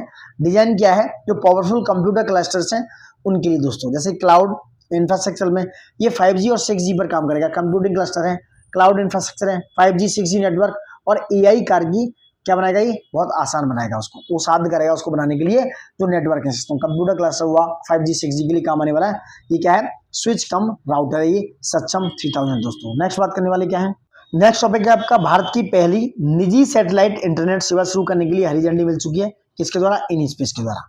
इन स्पेस ने ग्रीन सिग्नल दे दिया किसको, हैदराबाद की अनंत टेक्नोलॉजी को। हैदराबाद की एक है अनंत टेक्नोलॉजी को, जो 2028 तक इस परियोजना को शुरू कर सकती है। 2028 तक हैदराबाद की अनंत टेक्नोलॉजी क्या कर सकती है, भारत की पहली निजी सैटेलाइट इंटरनेट सेवा शुरू करने की ग्रीन सिग्नल मिल चुका है दोस्तों, और 2028 तक इस परियोजना का शुभारंभ हो सकता है।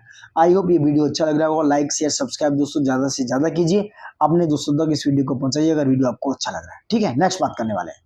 नेक्स्ट क्या दोस्तों, शिशुओं के लिए पहली मलेरिया दवा का मंजूरी मिली है किसको, स्विट्जरलैंड को। क्या नाम है इनका, कार्टिम बेबी या रियामेट बेबी। इसका नाम है कार्टिम बेबी या रियामेट बेबी। क्या है, ये पहली मलेरिया की दवा होगी, पहली मलेरिया की दवा है। ठीक है, शिशुओं के लिए दोस्तों, जो स्विट्जरलैंड ने इसको बनाया है, स्विस मेडिक कंपनी है। क्या नाम है इसका, स्विस कवा दवा कंपनी है, जिसका नाम है नोवार्टिस। क्या नाम है, नोवार्टिस द्वारा बनाया गया है। कंपनी का नाम है स्विस मेडिक्स, नोवार्टिस कंपनी है जिसने विकसित किया है।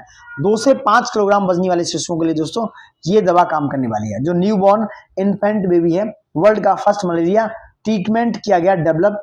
ठीक है, क्या 2 से 5 किलोग्राम वजन वाले शिशुओं के लिए नोवार्टिस जो कंपनी है स्विट्जरलैंड की, उसके द्वारा ये बनाया गया दोस्तों।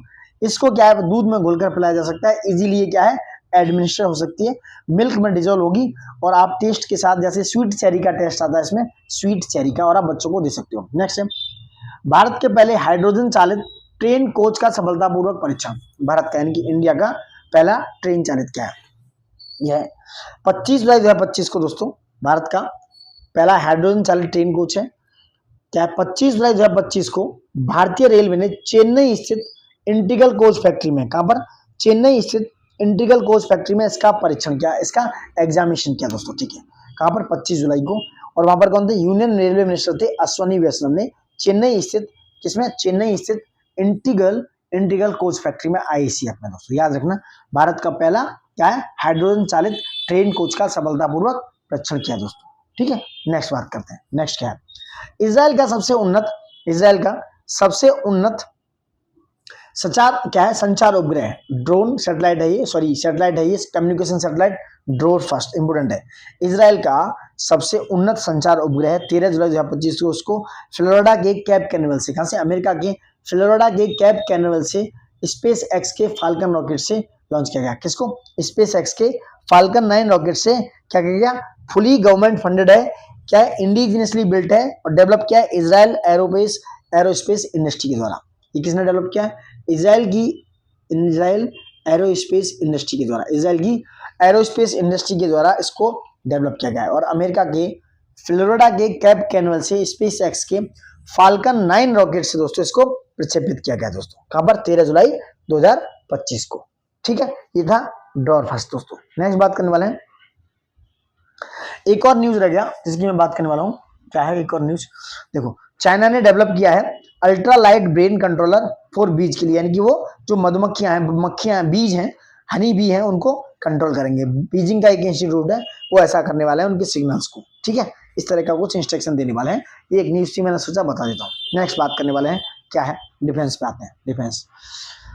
डिफेंस की बात करने वाला, पहला विशेष बल अभ्यास टाइगर क्लॉ कहां पर हुआ है? टाइगर क्लॉ दोस्तों कहां पर हुआ है? पहला स्पेशल फोर्स क्या है? ड्रिल है दोस्तों, जो नॉर्थ इंडिया की है, उत्तर भारत की, भारत और अमेरिका के मध्य हुआ दोस्तों। किस किस के? इंडिया और यूएसए के मध्य हुआ। 26 मई से 10 जून, डेट याद रखना, 26 मई से 10 जून 2025 तक चला। और ये दोनों एयरफोर्स के बीच में स्ट्रेंथ, मजबूती दिखाने के लिए है। पहला अभ्यास है विशेष बल टाइगर क्लॉ, भारत और अमेरिका के मध्य में, इज वेरी इंपोर्टेंट, डिफेंस का पार्ट है। नेक्स्ट बात करने वाले हैं, नेक्स्ट क्या है? संयुक्त समुद्री अभ्यास जामाता, इंपोर्टेंट है दोस्तों। जामाता is very very important, Chennai Tamil Nadu जामाता, इसका मतलब होता है बाद में मिलते हैं। जॉइंट मिलिट्री एक्सरसाइज है, जेएमई है ये, जॉइंट मिलिट्री एक्सरसाइज है। कहां पर? चेन्नई तमिलनाडु में, मैंने बताया, भारत और जापान, इंडिया और जापान के बीच में। 7 से 12 जुलाई, डेट्स वेरी वेरी इंपोर्टेंट। जामाता को 7 से 12 जुलाई के बीच में, यानी कि माता जी 7 से 12 जुलाई के बीच में होंगी जापान में दोस्तों। जापान का जहाज था, इसका नाम था इत्सुकी कुशिमा। इत्सुकी कुशिमा जो चेन्नई पोर्ट पर पहुंचा इस एक्सरसाइज के थ्रू दोस्तों, इस एक्सरसाइज के थ्रू। नेक्स्ट बात करने वाले हैं, सैन्य अभ्यास प्रचंड शक्ति। क्या है प्रचंड शक्ति? ये एक मिलिट्री एक्सरसाइज है दोस्तों, एमई मिलिट्री एक्सरसाइज है, सैन्य अभ्यास है आपका। कहां पर हुआ? ये हुआ खड़गा कोर, जो है Khadga corps field training area है, मेरठ उत्तर प्रदेश में, इज वेरी वेरी इंपोर्टेंट। ये उत्तर प्रदेश के यूपी में हुआ है, इसलिए और इंपोर्टेंट है दोस्तों। सैन्य अभ्यास प्रचंड शक्ति दोस्तों, मिलिट्री एक्सरसाइज है, Khadga corps field training area, Meerut Uttar Pradesh में हुआ दोस्तों। कहां पर? इंडियन आर्मी के द्वारा जुलाई 2025 में हुआ। कब? जुलाई 2025 में हुआ ये एक्सरसाइज, याद रखना। और भारतीय सेना के द्वारा, इंडिया सेना के द्वारा ये किया गया। नेक्स्ट बात करने वाले हैं, नेक्स्ट क्या? बहुराष्ट्रीय सैन्य अभ्यास टेली सीमन सेबर, किसकी बात हो रही है? टेली सीमन सेबर 2025 की बात हो रही है। कहां हुआ? सिडनी ऑस्ट्रेलिया में, is very very important. Sydney Australia में बहुराष्ट्रीय सैन्य अभ्यास हुआ टेली सीमन सेबर दोस्तों। कहां पर? सिडनी ऑस्ट्रेलिया में हुआ।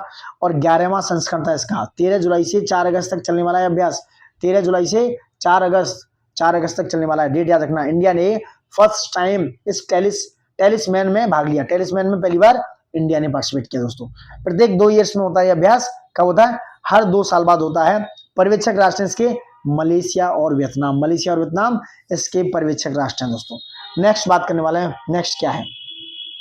न्यूज क्या है दोस्तों? न्यूज ये है विविध में, देखिए, यानी विविध नहीं, ये भी डिफेंस का मामला है। अदम में क्या है? अदम एक पहला फास्ट पेट्रोल वेसल है। अदम में, याद रखना, अदम। ये भारतीय तटरक्षक बल यानी कि इंडियन कोस्ट गार्ड में शामिल हुआ है। कहां पर? गोवा में। इंडियन कोस्ट गार्ड में पहला एफपीवी है दोस्तों, गोवा में शामिल हुआ है। और गोवा शिपयार्ड लिमिटेड के द्वारा इसको बनाया जा रहा है। इस जहाज का निर्माण का किसने किया है? गोवा शिपयार्ड लिमिटेड ने। ये 8 में से पहला, यानी कि 1/8 है, 8 आने वाले इसमें से पहला है। और 26 जून 2025 को इसको गोवा में कमीशन किया गया, गोवा में शामिल किया गया। किसको? ये आपका अदम है दोस्तों, पहला फास्ट पेट्रोल वेसल। क्या नाम है? अदम है। ठीक है, नेक्स्ट बात करने वाले हैं आईएनएस तमाल की। आईएनएस तमाल क्या है? आईएनएस तमाल समझो। आईएनएस तमाल दोस्तों, ये भारतीय नौसेना में शामिल हुआ है। भारतीय नौसेना में शामिल किया गया आईएनएस तमाल को। ये F-71, इसको भी कहा जाता है F-71। और ये आईएनएस तमाल दोस्तों तलवार क्लास का है, तलवार क्लास श्रेणी का, तलवार श्रेणी का है ये आईएनएस तमाल। और कहां पर इसको? कालिनग्राद रूस में, रसिया में इसमें शामिल किया गया 1 जुलाई 2025 को। तमाल का मतलब होता है भगवान इंद्र की पौराणिक तलवार से लिया गया है। तमाल जो वर्ड है कहां से लिया गया? भगवान इंद्र की पौराणिक तलवार से लिया गया वर्ड है ये तमाल दोस्तों। ठीक है क्या? ये लीस्ट फॉरेन बिल्ट वॉरशिप है to join the Indian Navy. और ये प्रोजेक्ट, कौन से प्रोजेक्ट? 1135.6 के तहत तलवार क्लास का है। सुशील श्रेणी के जहाजों में दूसरा जहाज है, सेकंड जहाज है आईएनएस तमाल। नेक्स्ट बात करने वाले हैं तमाल। ठीक है, तमाल, इसमें जैसे टारपीडो और बहुत सारे एंटी सबमरीन मिसाइल लगे हुए हैं। नेक्स्ट है समुद्र प्रचित, वेरी इंपोर्टेंट। समुद्र प्रचित क्या है? 2 स्वदेशी प्रदूषण नियंत्रक पोतों में से ये अंतिम पोत है, यानी कि 2 स्वदेशी प्रदूषण पोत बनवाए थे जो पॉल्यूशन कंट्रोल वेसल्स है। इसको बोलते हैं पीसीवी बोलते हैं, पॉल्यूशन कंट्रोल वेसल्स है, जिसमें से ये 2 स्वदेशी प्रदूषण में से अंतिम है। कहां पर? गोवा में। गोवा शिपयार्ड लिमिटेड ने इसको बनाया है 23 जुलाई 2025 को इसको गोवा में क्या किया, कमीशन किया गया। समुद्र से प्रचलित को गोवा में कमीशन किया गया। दो में से पहला है और ये अंतिम बोत है 23/2025 को गोवा में इसको इंडियन कोस्ट गार्ड को आईसीजी को दे दिया गया, लॉन्च किया गया, आईसीजी के द्वारा लॉन्च किया गया, उनको दे दिया गया। नेक्स्ट आईएनएस निस्तार, इंपोर्टेंट है, याद रखना। आईएनएस निस्तार की बात करूं, ये आईएनएस निस्तार क्या है? आईएनएस निस्तार पहला स्वदेशी निर्मित डाइविंग स्पोर्ट वेसल है। क्या है? नौसेना में शामिल पहला स्वदेशी निर्मित डाइविंग स्पोर्ट वेसल है ये आईएनएस निस्तार। विशाखापट्टनम में दोस्तों, यहाँ विशाखापट्टनम में इसको क्या किया गया, कमीशन किया गया 18 जुलाई को। 18 जुलाई 2025 को विशाखापट्टनम में इसको कमीशन किया गया और इसको बनाया किसने? हिंदुस्तान शिपयार्ड लिमिटेड ने। हिंदुस्तान शिपयार्ड लिमिटेड के द्वारा इसको बनाया गया है और 2 में ये पहला है। आईएनएस विस्तार 2 में से पहला, यानी कि याद रखना 1/2 है, पहला जहाज 2 में से दोस्तों, और हिंदुस्तान शिपयार्ड लिमिटेड के द्वारा बनाया गया दोस्तों। ठीक है, और स्टेट मिनिस्टर ने इन्होंने यहाँ पर इसको कमीशन किया 18 जुलाई 2025 को। 10,000 टन का है और लंबाई इसकी 118 मीटर है। ये भी याद रखना चाहो तो रख सकते हो, बट इतना डाटा कहाँ रख लोगे यार, it is very very tough. ठीक है, अब नेक्स्ट बात करते हैं, क्या है? और हाँ, इसमें एक और चीज है, आईएनएस निस्तार में 3000 मीटर की गहराई तक गोताखोरों और बचावकर्मियों का सहयोग करेगा ये आईएनएस निस्तार आपका।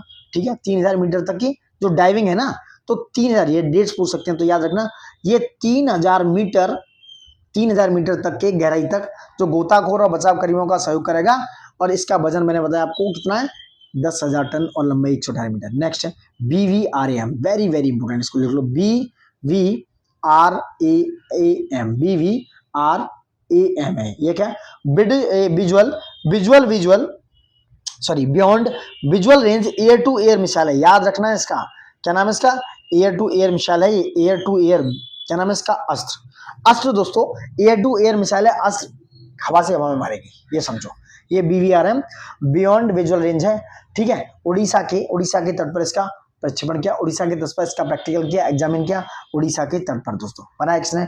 DRDO ने बनाया, जो 1958 में एस्टेब्लिश हुआ था। DRDO हमारा डिफेंस रिसर्च डेवलपमेंट ऑर्गेनाइजेशन है, 1958 में एस्टेब्लिश हुआ है। और इंडियन एयरफोर्स, DRDO और भारतीय वायुसेना ने मिलकर इसको बनाया है 11 जुलाई 2025 को। इसको क्या? सुखोई 30 MKI से, किसके? सुखोई 30 MK1 से दोस्तों, सुखोई 30 MK1 से इसको क्या किया गया?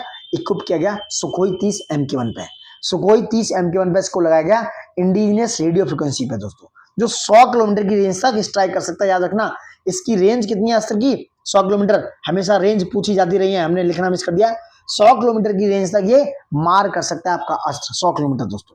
ठीक है, सुखोई 30 MK1 पर इसको इक्विप्ड किया गया दोस्तों। समुद्र तट से क्या है? समुद्र तट पर सुखोई 30 MK1 पर उस प्लेटफॉर्म से लॉन्च करने के लिए इसको इक्विप किया गया, किस पर? सुखोई 30 MK1 पर। नेक्स्ट बात करने वाले हैं, नेक्स्ट क्या है? बैलिस्टिक मिसाइल्स हैं, ये मिटा देता हूं एक मिनट सब थोड़ा सा। बैलिस्टिक मिसाइल दोस्तों, बैलिस्टिक मिसाइल्स की बात हो रही है, पृथ्वी सेकंड और अग्नि फर्स्ट। क्या है? बैलिस्टिक मिसाइल है ये, पृथ्वी सेकंड और अग्नि फर्स्ट का सफलतापूर्वक परीक्षण किया गया। बैलिस्टिक मिसाइल से पृथ्वी सेकंड का कहां से? ITR से, ITR चांदीपुर उड़ीसा से, और अग्नि फर्स्ट का भी ITR चांदीपुर उड़ीसा से दोस्तों। अग्नि फर्स्ट का भी ITR, और कहां से? ITR जो एकीकृत परीक्षण रेंज है, इंटीग्रेटेड क्या है? इंटीग्रेटेड टारगेटेड रेंज जो है वहां से किया गया उड़ीसा से। 17 जुलाई 2025 को डेट याद रखने वाली है। पृथ्वी सेकंड और अग्नि फर्स्ट का सफलतापूर्वक परीक्षण किया गया। ये स्ट्रेटेजिक फोर्स कमांड की देखरेख में किया गया दोस्तों। ठीक है, बैलिस्टिक मिसाइल है दोनों, कहां से? चांदीपुर उड़ीसा से, जैसे मैंने बताया। दोनों मिसाइल एकल चरण, सिंगल स्टेज है इसको, एकल चरण वाली मिसाइल है। दोनों मिसाइल है कौन सी है? एकल चरण, सिंगल स्टेज वाली मिसाइल है। पृथ्वी सेकंड की बात करने वाले हैं, इसकी रेंज है मारक क्षमता 250 से 300 किलोमीटर। याद रखना दोस्तों, देखो मिस नहीं होना चाहिए कोई भी डेटा। 250 से 300 किलोमीटर की मारक क्षमता है पृथ्वी सेकंड की। अग्नि फर्स्ट की मारक क्षमता पृथ्वी सेकंड से ज्यादा है, 500 से 700 किलोमीटर। 500 से 700 किलोमीटर तक मार सकती है कौन? 500 से 700 किलोमीटर तक मार सकती है अग्नि फर्स्ट, और पृथ्वी सेकंड 250 से 300 किलोमीटर तक। डेट याद रखना, पृथ्वी फर्स्ट और अग्नि सेकंड में कंफ्यूज मत होना, अग्नि फर्स्ट है और पृथ्वी सेकंड है। ठीक है, और ये सरफेस टू सरफेस, यानी कि ये सरफेस टू सरफेस मार करती हैं। DRDO का एक एग्जाम था, DRDO का एक प्रोग्राम था IGMDP, यानी कि इंटीग्रेटेड मिसाइल डेवलपमेंट प्रोग्राम। उसके तहत ये DRDO का जो एग्जाम, एक DRDO का प्रोग्राम था IG, यानी कि IGM इंटीग्रेटेड क्या है? IGM integrated missile development programme के तहत इनको डेवलप किया गया है DRDO के द्वारा। सरफेस टू सरफेस ये क्या करती है? मारक क्षमता है। ये 250 से 300 किलोमीटर है, और ये जो पृथ्वी सेकंड है इसका पेलोड यानी कि जो बाहर ले जा सकती है अटैक करने वाले, ये ले जा सकती है 500 से 1000 किलोग्राम, यानी कि इसकी जो पेलोड क्षमता है 500 से 1000 किलोग्राम की पेलोड क्षमता है। न्यूक्लियर हमला करने में भी ये सक्षम है दोस्तों। वैसे अग्नि है सरफेस टू सरफेस है, डीआरडीओ ने डेवलप किया है, 500 से 700 किलोमीटर मारक क्षमता है। पेलोड इसका कितना है अग्नि का, ज्यादा है 1200 किलोमीटर, सॉरी 1200 किलोग्राम, और उससे ज्यादा भी ये ले जा सकती है। ठीक है, इसकी रेंज 1200 किलोमीटर तक बढ़ाई जा सकती है, और पेलोड इसका, सॉरी यार गलत बोल दिया, ये 1200 किलोमीटर तक इसकी रेंज को बढ़ाया जा सकता है अग्नि फर्स्ट का। और इसकी जो पेलोड क्या है, पेलोड कम करने पर, अगर आप इसको पेलोड कम कर लोगे तो 1200 किलोमीटर तक इसको उड़ा सकते हो, इसकी इंक्रीज की जा सकती है रेंज। और इसकी पेलोड क्षमता इसकी कितनी अग्नि की भी 500 से 1000 किलोग्राम, इसकी भी पेलोड क्षमता दोनों की 500 से 1000 किलोग्राम है, और न्यूक्लियर हमला करने में दोनों ही सक्षम है। समझ रहे हैं आप। नेक्स्ट बात करने वाले हैं क्या है, वेरी इंपोर्टेंट। नेक्स्ट क्या है, अत्यधिक ऊंचाई वाले क्षेत्र में आकाश प्राइम वायु रक्षा प्रणाली का सफलतापूर्वक परीक्षण किया गया। कहां पर किया गया, अत्यधिक ऊंचाई वाले क्षेत्र में दोस्तों सक्सेसफुली टेस्ट किया गया। इंडिया का जो बनाया हुआ मेन एंटी सबमरीन क्या है दोस्तों, आकाश प्राइम, ये एयर डिफेंस सिस्टम है, वायु रक्षा प्रणाली है, एयर डिफेंस सिस्टम का सफलतापूर्वक परीक्षण कहां पर, लद्दाख में। कहां पर, लद्दाख में किया गया दोस्तों air defence system in high altitude region, करीब 4500 मीटर पे, 4500 मीटर से ऊंचाई पर, यानी कि 15000 फीट से ऊंचाई तक लद्दाख में दोस्तों। कब, 16 जुलाई 2025 को। 16 जुलाई 2025 को इंडियन आर्मी यानी कि भारतीय सेना और डीआरडीओ ने अत्यधिक ऊंचाई वाले क्षेत्र में हमला करने के लिए आकाश प्राइम, इंपोर्टेंट है दोस्तों, पूरा नाम एक साथ लो, आकाश प्राइम, इसका क्या किया है दोस्तों, क्या किया दोस्तों, इसका सफलतापूर्वक यानी सक्सेसफुली परीक्षण किया है। ठीक है, और ये जो अनमेन्ड व्हीकल है, अनमेन्ड टारगेट्स हैं, जो जैसे ड्रोन वगैरह आते हैं, उनको ही मार जाने में सक्षम है ये आकाश प्राइम। Got it. 16 जुलाई 2025 को इंडियन आर्मी और डीआरडीओ के द्वारा इसको परीक्षण किया गया, सफलतापूर्वक परीक्षण किया गया। Got it. नेक्स्ट बात करते हैं। Now we are talking about schemes दोस्तों। स्कीम्स 2025 पे आ जाते हैं। Jai Hind scheme is very important. Jai Hind योजना है दोस्तों, किसकी है, जय हिंद का फुल फॉर्म समझ लो, जय हिंद, क्योंकि जनजाति क्या है, जनजाति immersive holistic intervention for the noble development. ठीक है, जय हिंद स्कीम्स है उसके लिए, किसका, दिल्ली यूनिवर्सिटी के द्वारा, दिल्ली यानी कि डीयू, जो दिल्ली यूनिवर्सिटी है इसके द्वारा 17 जून को लॉन्च किया गया, 17 जून 2025 को। और किसके लिए, जो शेड्यूल ट्राइब्स हैं, जनजातियां हैं, उनके लिए दोस्तों, शेड्यूल ट्राइब्स के लिए जो स्कूल स्टूडेंट्स हैं उनकी तैयारी के माध्यम से सशक्त बनाने के उद्देश्य से इसको चुना गया दोस्तों, इसको जय हिंद स्कीम्स को लॉन्च किया गया। जैसे दूर दराज के आदिवासी क्षेत्रों से स्कूली छात्र आते हैं, जो 9 से 12 तक के जनजातीय छात्रों की तैयारी कराने के लिए CUT में दोस्तों, CUT क्या है, कॉमन यूनिवर्सिटी एंट्रेंस टेस्ट को कराने के लिए दोस्तों, वो जो दूर दराज क्षेत्र से, दूर से जो आदिवासी आते हैं उनके क्षेत्र को इसमें कराने के लिए 9 से 12 तक के जनजातीय छात्रों की तैयारी कराने के लिए कॉमन यूनिवर्सिटी एंट्रेंस टेस्ट को कराने के लिए इस योजना को टारगेट किया गया है।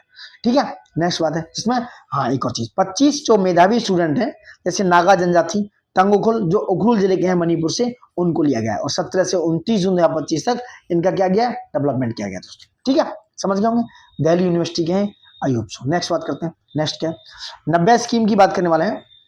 हाँ देखो, एक स्कीम मिस हो गई है, उनकी बात करेंगे, 90। मैं बता दूं 90 क्या है, यहाँ समझो, 90 पर लिख लो NAVY, ये है 90 स्कीम्स, आप देख सकते हो 90 स्कीम। 90 स्कीम्स क्या है, इस पर मैं डिटेल में बता देता हूँ, एक बार 90 स्कीम समझ लो।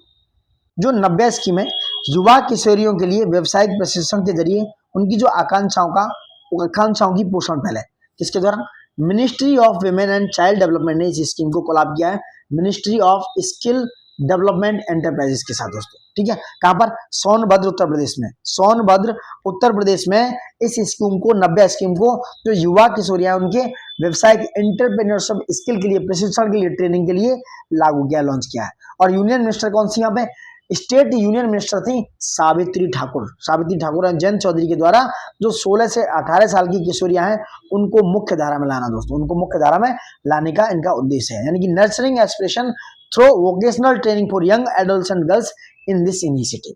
ठीक है, तो ministry of women child and development and ministry of skill development entrepreneurship, इसमें क्या है, कोलैबोरेशन में। और कहां पर, सोनभद्र में, सोनभद्र जो है उत्तर प्रदेश का जिला है, सबसे दक्षिणी जिला है, उसमें किया गया है इसको लॉन्च दोस्तों। ठीक है, समझ गए, जो 16 से 18 साल की किशोरियां हैं उनको मुख्य रूप से पारंपरिक एंड उभरते हुए क्षेत्रों में रोजगार की भूमिका निभाना।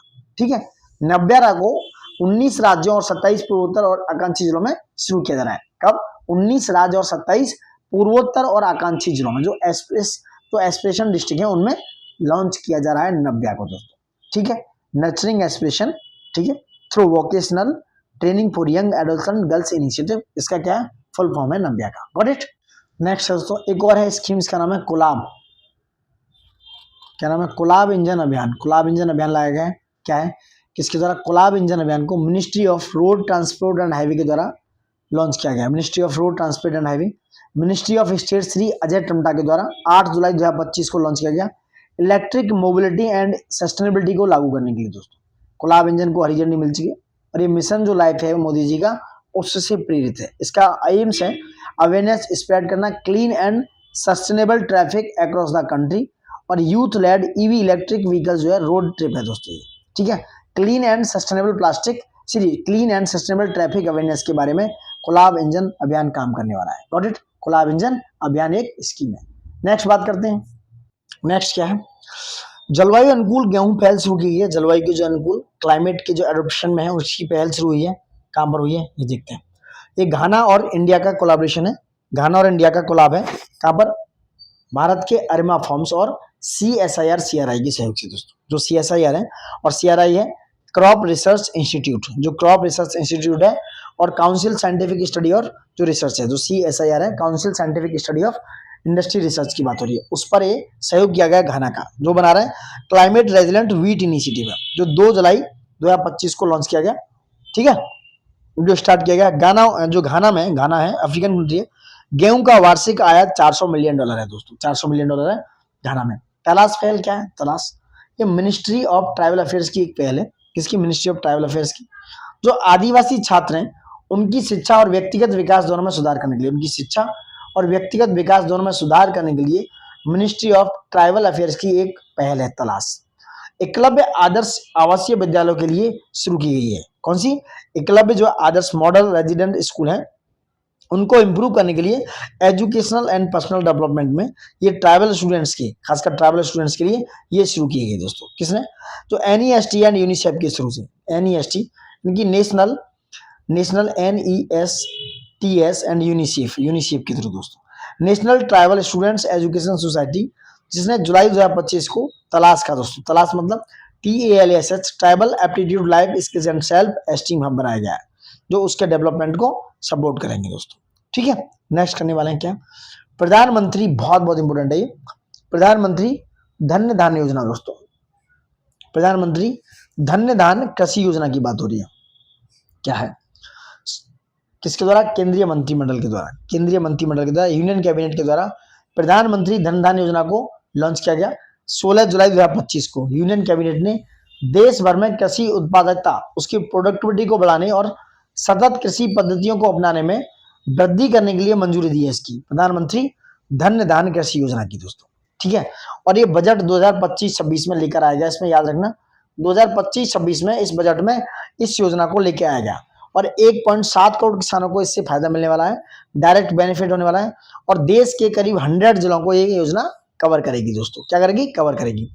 जो यूनियन मिनिस्टर हैं अश्विनी वैष्णव, उन्होंने सेंट्रल गवर्नमेंट के 11 मंत्रालय की 11 मिनिस्ट्रीज और 36 योजनाओं को, यानी करीब 36 योजनाएं, 36 स्कीम्स को इस योजना में जोड़ दिया है। किसमें?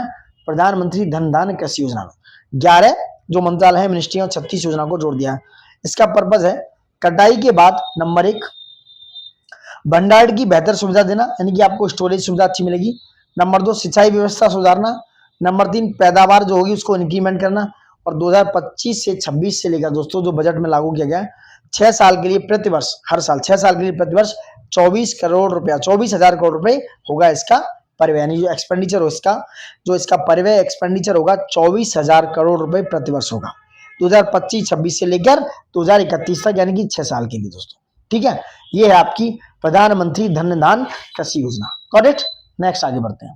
नेक्स्ट विक्रम लॉक नहर और बैंक सौर ऊर्जा परियोजना दोस्तों, ये बिहार सरकार की 4 जून को पटना जिले से शुरू किया गया दोस्तों। नेक्स्ट है प्रथम जनजातीय जीनोम अनुक्रमण योजना दोस्तों। प्रथम जनजातीय जीनोम अनुक्रमण योजना ये गुजरात सरकार के द्वारा लॉन्च की गई है। किसके द्वारा? गुजरात। प्रधानमंत्री जनजातीय जीनोम अनुक्रमण परियोजना को, अनुक्रमण गुजरात गवर्नमेंट ने 17 जुलाई 2025 को 17 जुलाई 2025 को इस योजना को शुरू किया। ठीक है, जो ट्राइबल मिनिस्टर हैं डॉक्टर कुबेर डिंगेर, उन्होंने इनको स्टार्ट किया 17 जिलों में। 17 जिलों के 2000 व्यक्तियों के जीनोम के अनुक्रमण किया जाएगा दोस्तों, और किसके द्वारा? जीबीआरसी के द्वारा, यानी कि गुजरात जैव यानी कि बायो रिसर्च सेंटर के द्वारा, गुजरात जैव प्रौद्योगिकी अनुसंधान केंद्र के द्वारा, गुजरात बायोटेक्नोलॉजी रिसर्च सेंटर के द्वारा इसका क्या किया गया? क्रियान्वयन इसको किया गया दोस्तों। ठीक है, इसका एम क्या है? इसका एम है आदिवासी समुदाय में पाई जाने वाली बीमारियों को समझना और उन्हें बेहतर इलाज देना दोस्तों। किसका? प्रधानमंत्री जनजातीय जीनोम अनुक्रमण परियोजना का दोस्तों। जो ट्राइबल्स में डिजीज है उसको समझना और उनको बेटर ट्रीटमेंट प्रोवाइड करना। गुजरात ऐसा करने वाला पहला राज्य बन गया। उसने 2025-26 के बजट में इस योजना को अप्रूव कर दिया। जैसे सिकल सेल एनीमिया है, जो कैसी हेरिडिटरी डिजीज है, जो हेरिडिटरी आनुवंशिक बीमारियां, सिकल सेल है, थैलेसीमिया है। हालांकि कैंसर जरूरी नहीं है, जो आनुवंशिक है, और भी बीमारियों को भी सही करने के लिए जो बेटर ट्रीटमेंट हो सके, इस योजना को शुरू किया गया दोस्तों। ठीक है, वही नेक्स्ट बात करते हैं। नेक्स्ट क्या है? बिहार सरकार ने एक योजना शुरू किया, मुख्यमंत्री कलाकार पेंशन योजना, जो बिहार सरकार की है। वहां 3000 रुपये मासिक पेंशन दी जाएगी, 3000 रुपये दोस्तों। ठीक है, 3000 रुपये। अच्छा, एक योजना और है, मैं बात करता हूँ यहाँ कला सेतु की। कला सेतु योजना है, ये रियल टाइम लैंग्वेज टेक्नोलॉजी पर बेस है इंडिया के लिए। Ministry of information and broadcasting ने इसको लॉन्च किया जुलाई 2025 में, और विवेक स्टार्टअप्स के अंतर्गत इसको डेवलप किया गया है। और इसमें क्या है? To develop indigenous scalable solution capable of generating audio video बनाना, ग्राफिक्स में काम करेगी ये कला सेतु योजना, ग्राफिक्स वगैरह में काम करने वाली है। नेक्स्ट बात करते हैं स्पोर्ट्स पे आते हैं दोस्तों। स्पोर्ट्स पे क्या है? ठीक है, इसको काट, मैं एक मिनट इसको मैं काटता हूँ, इसको ड्रॉप कर दूं। ठीक है, नेक्स्ट बात करते हैं। अच्छा, एक और योजना रहेगी, ये गुजरात मित्र योजना, इंपोर्टेंट है गुजरात मित्र योजना, इसको देख लो। ये असम गवर्नमेंट की, हालांकि गुजरात नाम से, असम गवर्नमेंट ने इसको लॉन्च किया, गुजरात मित्र योजना। 10 जुलाई 2025 को इसको लॉन्च किया गया है, गुजरात मित्र योजना को। और ह्यूमन एलिफेंट कॉन्फ्लिक्ट जो होता है, यानी कि मानव हाथी जो कॉन्फ्लिक्ट को दूर करने के लिए, उनकी स्वास्थ्य में देखभाल करने के लिए, छात्रों, स्टूडेंट्स एंड पारंपरिक जो श्रमिक हैं उनके वेलफेयर के लिए ये योजना शुरू की गई है। यानी कि ह्यूमन एलिमेंट कॉन्फ्लिक्ट को दूर करने, स्वास्थ्य देखभाल में उनका करने के लिए, छात्रों एंड पारंपरिक श्रमिकों के लिए, इस तरह के वेलफेयर के लिए उन्हें समझाना कि ह्यूमन एलिफेंट को कैसे दूर किया जाएगा, ये योजना शुरू की गई है, गुजरात मित्र योजना दोस्तों। अब आते हैं स्पोर्ट्स पे। पहला है विंबलडन दोस्तों, विंबलडन है पहला, टेनिस 2025 का 23 जून से 13 जुलाई 2025 को खेला गया, इंग्लैंड में हुआ दोस्तों। ये यहाँ पर 23 जून से 13 जुलाई इंग्लैंड में विंबलडन में हुआ, 138वां संस्करण था। विजेता इसमें था जैनिक सिनर, जो इटली से हैं। जैनिक सिनर ने इटली से हैं, मेल में इन्होंने जीता और पहली बार जीता, फर्स्ट टाइम विंबलडन को जीता जैनिक सिनर ने इटली से। दूसरे हैं उपविजेता कौन रहा? कार्लोस अल्कराज, ये कहां से? स्पेन से। कार्लोस अल्कराज स्पेन से। विमेंस में किसने जीता? ठीक है, ये हो गया पुरुष एकल में जेंटलमैन एकल ट्रॉफी। महिला एकल में किसने जीता? महिला एकल में दोस्तों इगा स्विटेक ने, किसने? इगा स्विटेक है। ये कहां से है? पोलैंड से। इगा स्विटेक पोलैंड से है। और किसको हराया इन्होंने? अमंडा एनिसिमोवा को। ये कहां से? यूएसए से। अमंडा एनिसिमोवा यूएसए है दोस्तों। इगा स्विटेक जो पोलैंड से है, फर्स्ट टाइम इन्होंने जीता, और अमंडा एनिसिमोवा को हराया इन्होंने यूएसए की दोस्तों। नेक्स्ट बात करते हैं फुटबॉल। फीफा क्लब विश्व कप इंपोर्टेंट न्यूज है, वेरी वेरी इंपोर्टेंट। फीफा जो क्लब विश्व कप 2025 है 14 जून को होने वाला है, 14 जून से 13 जुलाई, ये डेट है 14 जून से 13 जुलाई 2025 को होने वाला है। फीफा क्लब विश्व कप 2025 कहां पर होगा? अमेरिका में, यूएसए में। अमेरिका के मेटला फर्स्ट स्टेज में और न्यू जर्सी में। अमेरिका के दो हैं, कौन से? अमेरिका के न्यू जर्सी में, और कहां पर होगा? न्यू जर्सी में। यूएसए के न्यू जर्सी, और ये मैट लाइफ स्टोर में, एक जगह है मैट लाइफ स्टोर में, मैट लाइफ स्टोर इसमें और न्यू जर्सी में। 6 महाद्वीपों की 32 फुटबॉल क्लबों ने भाग लिया है, याद रखना। कितना? 6 कॉन्टिनेंट की 32 फुटबॉल टीमें। सर्वाधिक बार FIFA Club World Cup Real Madrid ने जीता, कितना? 5 बार। सर्वाधिक बार रियल मैड्रिड ने 5 बार जीता है। ये 21वां संस्करण है दोस्तों, 21वां एडिशन है। विजेता कौन है इसकी? चेल्सी। चेल्सी ने सेकंड टाइम जीता है, यानी कि विजेता इसकी कौन है? चेल्सी जो है सेकंड टाइम जीतने वाली है, सेकंड टाइम चेल्सी। उपविजेता कौन है? उपविजेता है पेरिस सेंट जर्मन से, पेरिस सेंट जर्मन से। सर्वाधिक गोल किए गोंजालो गार्सिया ने। सर्वाधिक गोल फीफा क्लब विश्व कप में सर्वाधिक गोल किए गोंजालो गार्सिया, जो किसके लिए खेलते हैं? रियल मैड्रिड के, रियल मैड्रिड के दोस्तों सर्वाधिक गोल करने वाले हैं दोस्तों। ठीक है, नेक्स्ट बात करते हैं। देखो ये उसका आगे का पार्ट था, यहाँ लिखा हुआ है कि 11 मंत्रालयों की 36 परियोजना जो धन धान्य योजना थी, ये मिस हो गया हमसे, थोड़ा नीचे ऐड कर दिया। नेक्स्ट बात करते हैं स्पोर्ट्स के बाद, अब आगे आते हैं इधर Lalit Kumar Upadhyay, very very important दोस्तों, वेरी वेरी इंपोर्टेंट न्यूज है ये। ललित कुमार उपाध्याय का अंतरराष्ट्रीय क्या है, संन्यास, संन्यास लिया है इन्होंने, किसने, ललित कुमार उपाध्याय दोस्तों, इंपोर्टेंट है। ललित कुमार उपाध्याय खेलते क्या है, अंतरराष्ट्रीय। पहली बात तो वाराणसी उत्तर प्रदेश से हैं और ये हॉकी खेलते हैं, हॉकी से संन्यास लिया इन्होंने। फॉरवर्ड खिलाड़ी थे, फॉरवर्ड खेलते थे, निवासी कहाँ के, वाराणसी के। 3 जून दोस्तों, सॉरी 23 जून को, 23 जून 2025 को इन्होंने संन्यास लिया। भारत के लिए कुल कितने 183 अंतरराष्ट्रीय मैचों में 67 गोल किए इन्होंने, कितने 183 मैचों में 67 गोल किए Lalit Kumar Upadhyay, very very important news है, याद रखना। वाराणसी से 23 जून को संन्यास लिया। 2 बार ओलंपिक विजेता रहे, 2020 में इन्होंने टोक्यो में क्या जीता, टोक्यो में इन्होंने ब्रॉन्ज जीता, टोक्यो में, पेरिस में दोस्तों। वहीं 2024 में भी इन्होंने कहां पर, पेरिस फ्रांस में क्या जीता, कांस्य, यहां भी ब्रॉन्ज और टोक्यो में भी ब्रॉन्ज।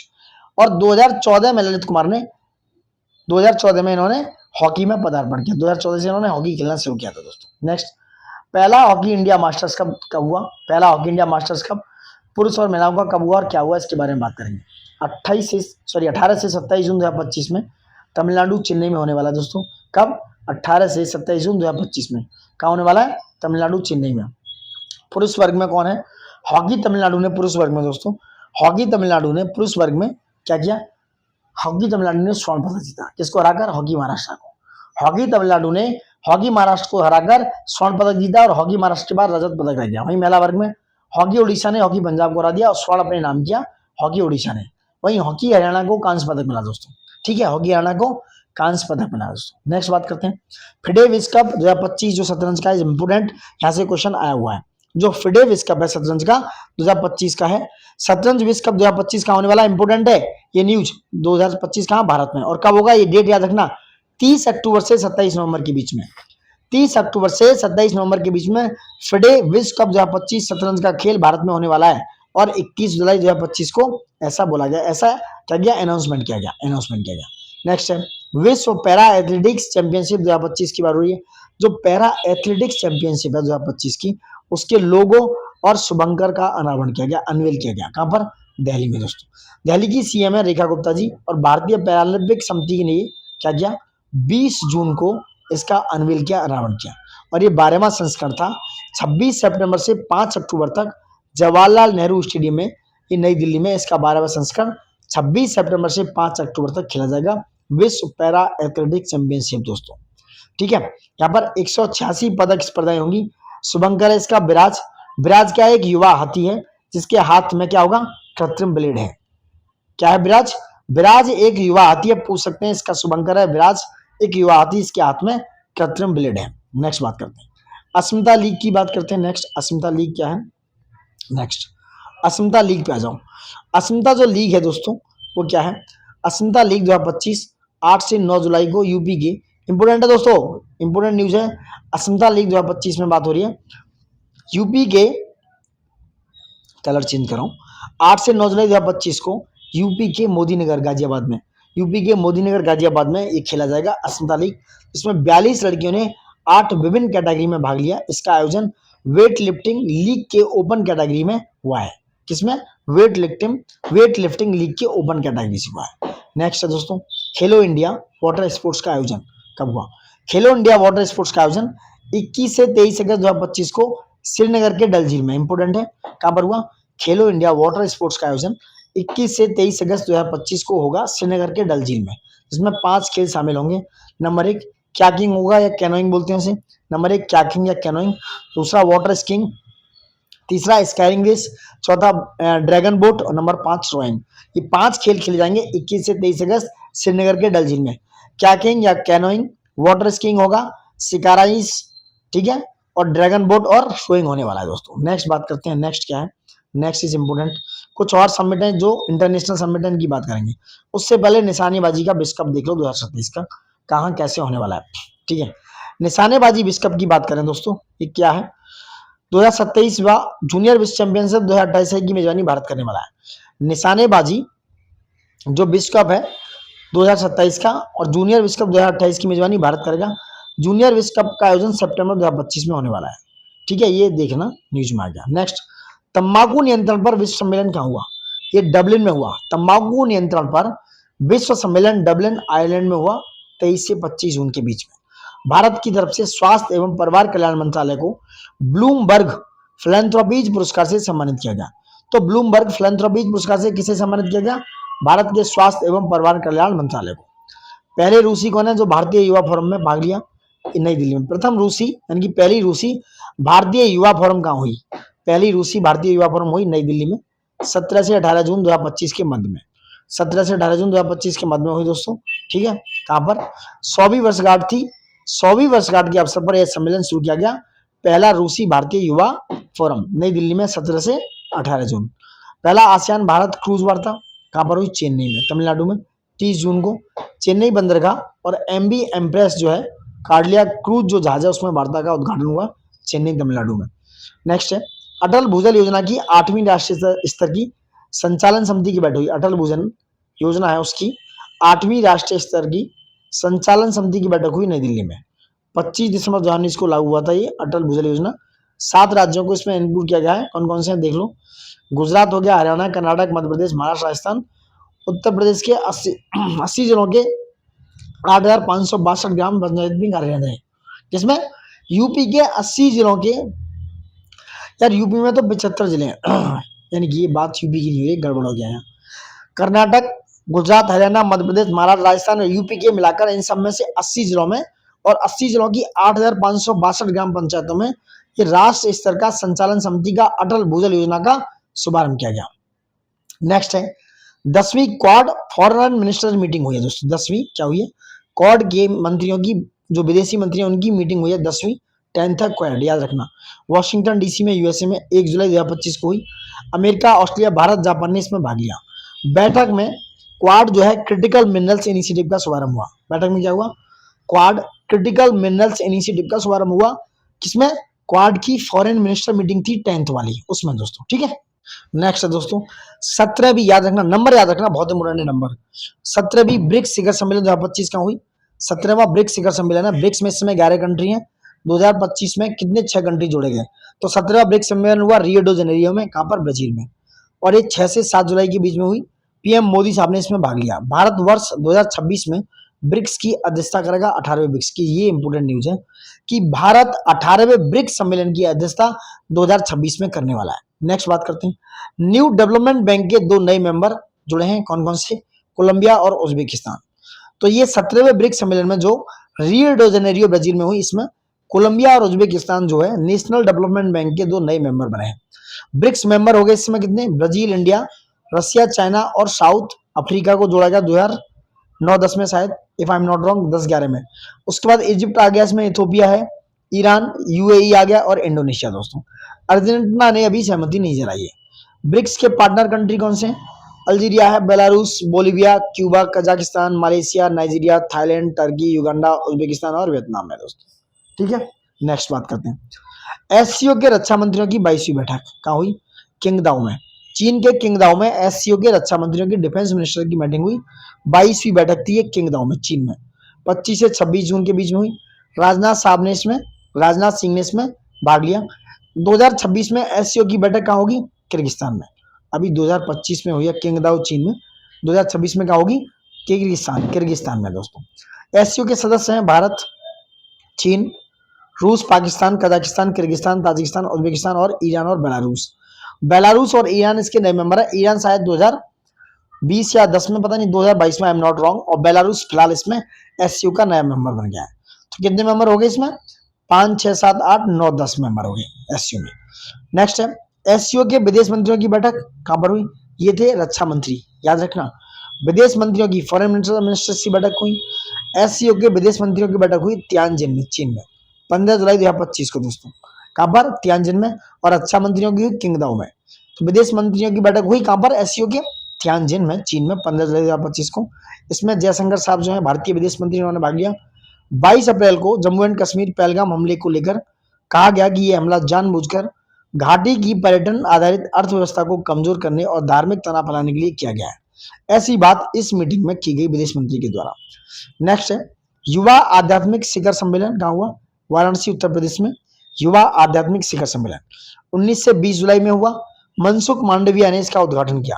थीम थी कि विकसित भारत के लिए नशा मुक्त युवा, ये थीम थी इसकी, किसकी? युवा आध्यात्मिक शिखर सम्मेलन। इसमें नशा मुक्त युवाओं के लिए एक राष्ट्रव्यापी अभियान चलाने की प्रतिबद्धता व्यक्त की गई है दोस्तों। किसमें? युवा आध्यात्मिक शिखर सम्मेलन, जो कि वाराणसी उत्तर प्रदेश में हुआ 19 से 20 जुलाई में दोस्तों। ठीक है, नेक्स्ट बात कर लेते हैं पीएम मोदी साहब की। क्रोएशिया गए मोदी जी। कब गए? क्रोएशिया की आधिकारिक यात्रा। पीएम जो है क्रोएशिया के कौन है? क्रोएशिया के पीएम है दोस्तों, वो है आंद्रे प्लेकोविच। उनके निमंत्रण पर 18 जून 2025 को हमारे मोदी जी कहां पर पहुंचे? क्रोएशिया। और वहां के पीएम है आंद्रेज प्लेकोविच, ये आ सकता है मैचिंग में। भारतीय पीएम की पहली क्रोएशिया की यात्रा थी। इस यात्रा के दौरान दोनों देशों के बीच कृषि यानी कि एग्रीकल्चर, विज्ञान यानी कि साइंस, प्रौद्योगिकी यानी टेक्नोलॉजी, संस्कृति यानी कल्चर को लेकर 4 समझौते हुए। याद रखना, क्रोएशिया के बीच 18 जून 2025 को मोदी जी पहुंचे। उनके बीच में 4 समझौतों पर एमओयू साइन किया गया, memorandum of understanding. PM Modi ji की अर्जेंटीना यात्रा। अर्जेंटीना पहुंचे पीएम साहब 4 से 5 जुलाई को अर्जेंटीना पहुंचे।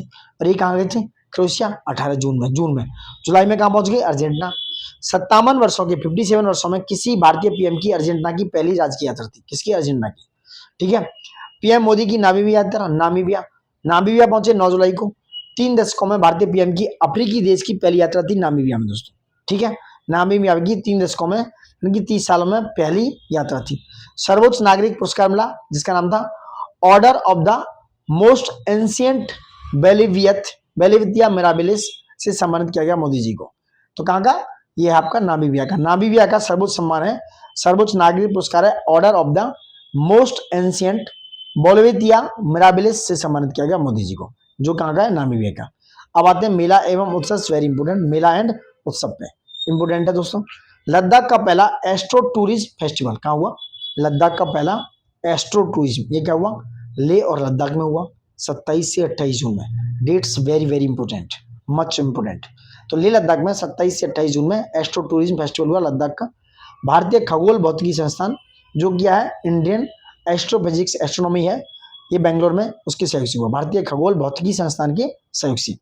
किसके? भारतीय खगोल भौतिकी संस्थान के सहयोग से। यूपी का आम महोत्सव, वेरी इंपोर्टेंट न्यूज, ये लखनऊ में उत्तर प्रदेश में हुआ। अवध शिल्प ग्राम में हुआ 4 से 6 जुलाई में हुआ। डेट याद रखना। 5 से 12 वर्ष के बच्चों के लिए आम खाने की प्रतियोगिता भी आयोजित की गई। आम की 800 से अधिक प्रजातियों का प्रदर्शन किया गया आम महोत्सव में, जो लखनऊ में हुआ अवध शिल्प ग्राम में 4 से 6 जुलाई। डेट्स को बदला जा सकता है, तो 4 से 6 जुलाई याद रखा जाए। इंडियन मैंगोमेनिया 2025 कहाँ हुआ? इंडियन मैंगोमेनिया 2025 अबू धाबी में। कहाँ पर? संयुक्त अरब अमीरात अबू धाबी में इंडियन मैंगोमेनिया 2025 का आयोजन किया गया।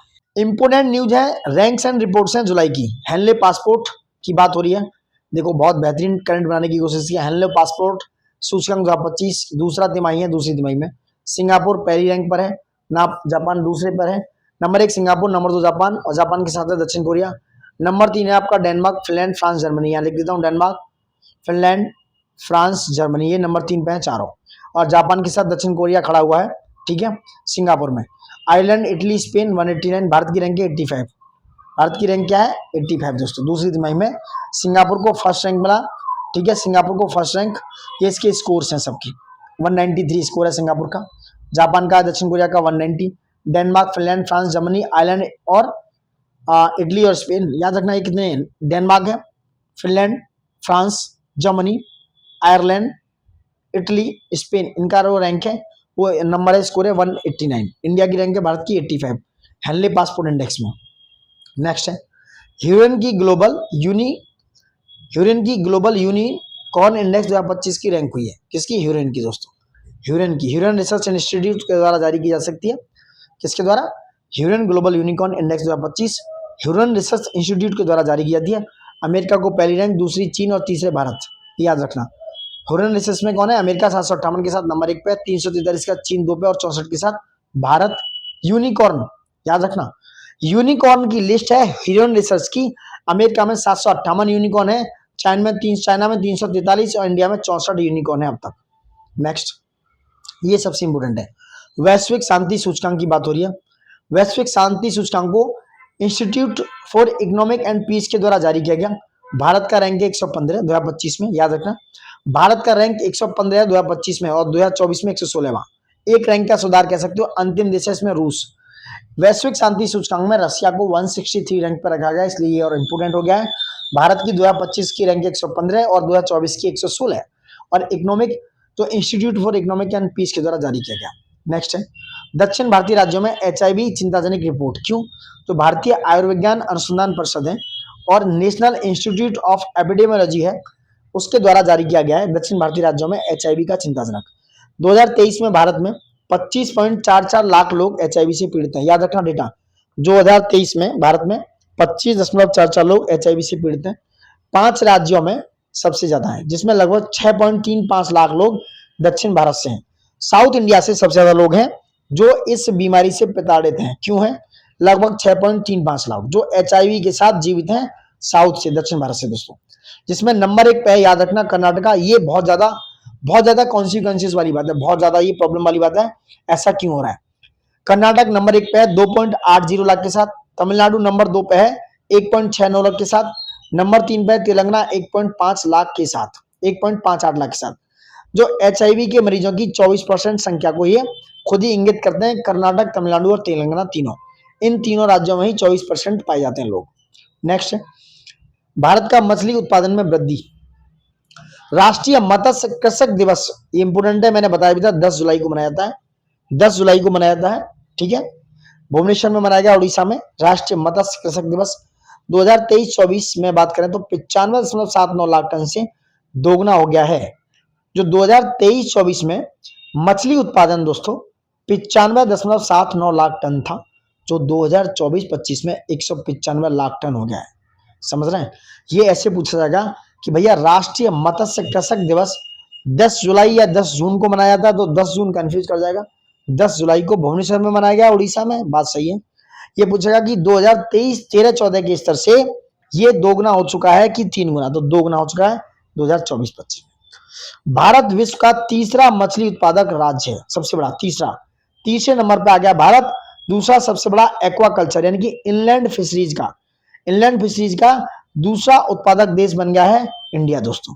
तो भारत विश्व का तीसरे नंबर का मछली उत्पादक देश बन गया है, और इनलैंड मत्स्य का, इनलैंड फिशरीज का सबसे बड़ा यानी एक्वाकल्चर का दूसरा, सेकंड नंबर का उत्पादक प्रोड्यूसर देश बन गया है इंडिया दोस्तों।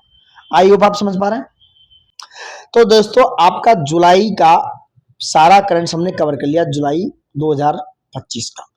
ये करंट का वीडियो बनाया हमने, कोशिश की अपनी तरफ से कि कुछ अच्छा बताया जाए, कुछ अच्छा कंटेंट दिया जाए। आई होप आप सभी को ये कंटेंट अच्छा लग रहा है, तो सब ज्यादा से ज्यादा लाइक करें, ज्यादा से ज्यादा वीडियो को शेयर करें, और ज्यादा से ज्यादा कमेंट करें दोस्तों। ज्यादा से ज्यादा कमेंट कीजिए और सब्सक्राइब करके वीडियो को अपने दोस्तों के साथ शेयर कीजिए। शेयर करेंगे तो मुझे भी थोड़ा मोरल सपोर्ट मिलेगा। I need your moral support. तो ज्यादा से ज्यादा इस वीडियो को पहुंचाएं दोस्तों, और अगर वीडियो पसंद आ रहा है तो 1K प्लस इस पर व्यूज आने चाहिए। देखो बहुत ज्यादा डिमांड नहीं, आप देखेंगे तो यूट्यूब रिकमेंड नहीं करेगा। अगर वीडियो अच्छा लग रहा है तो आप देख सकते हैं, लाइक शेयर सब्सक्राइब कर सकते हैं, और अपना फीडबैक हमारे कमेंट में छोड़ सकते हैं दोस्तों। देखने के लिए बहुत बहुत धन्यवाद। Thank you for watching it and जय हिंद दोस्तों।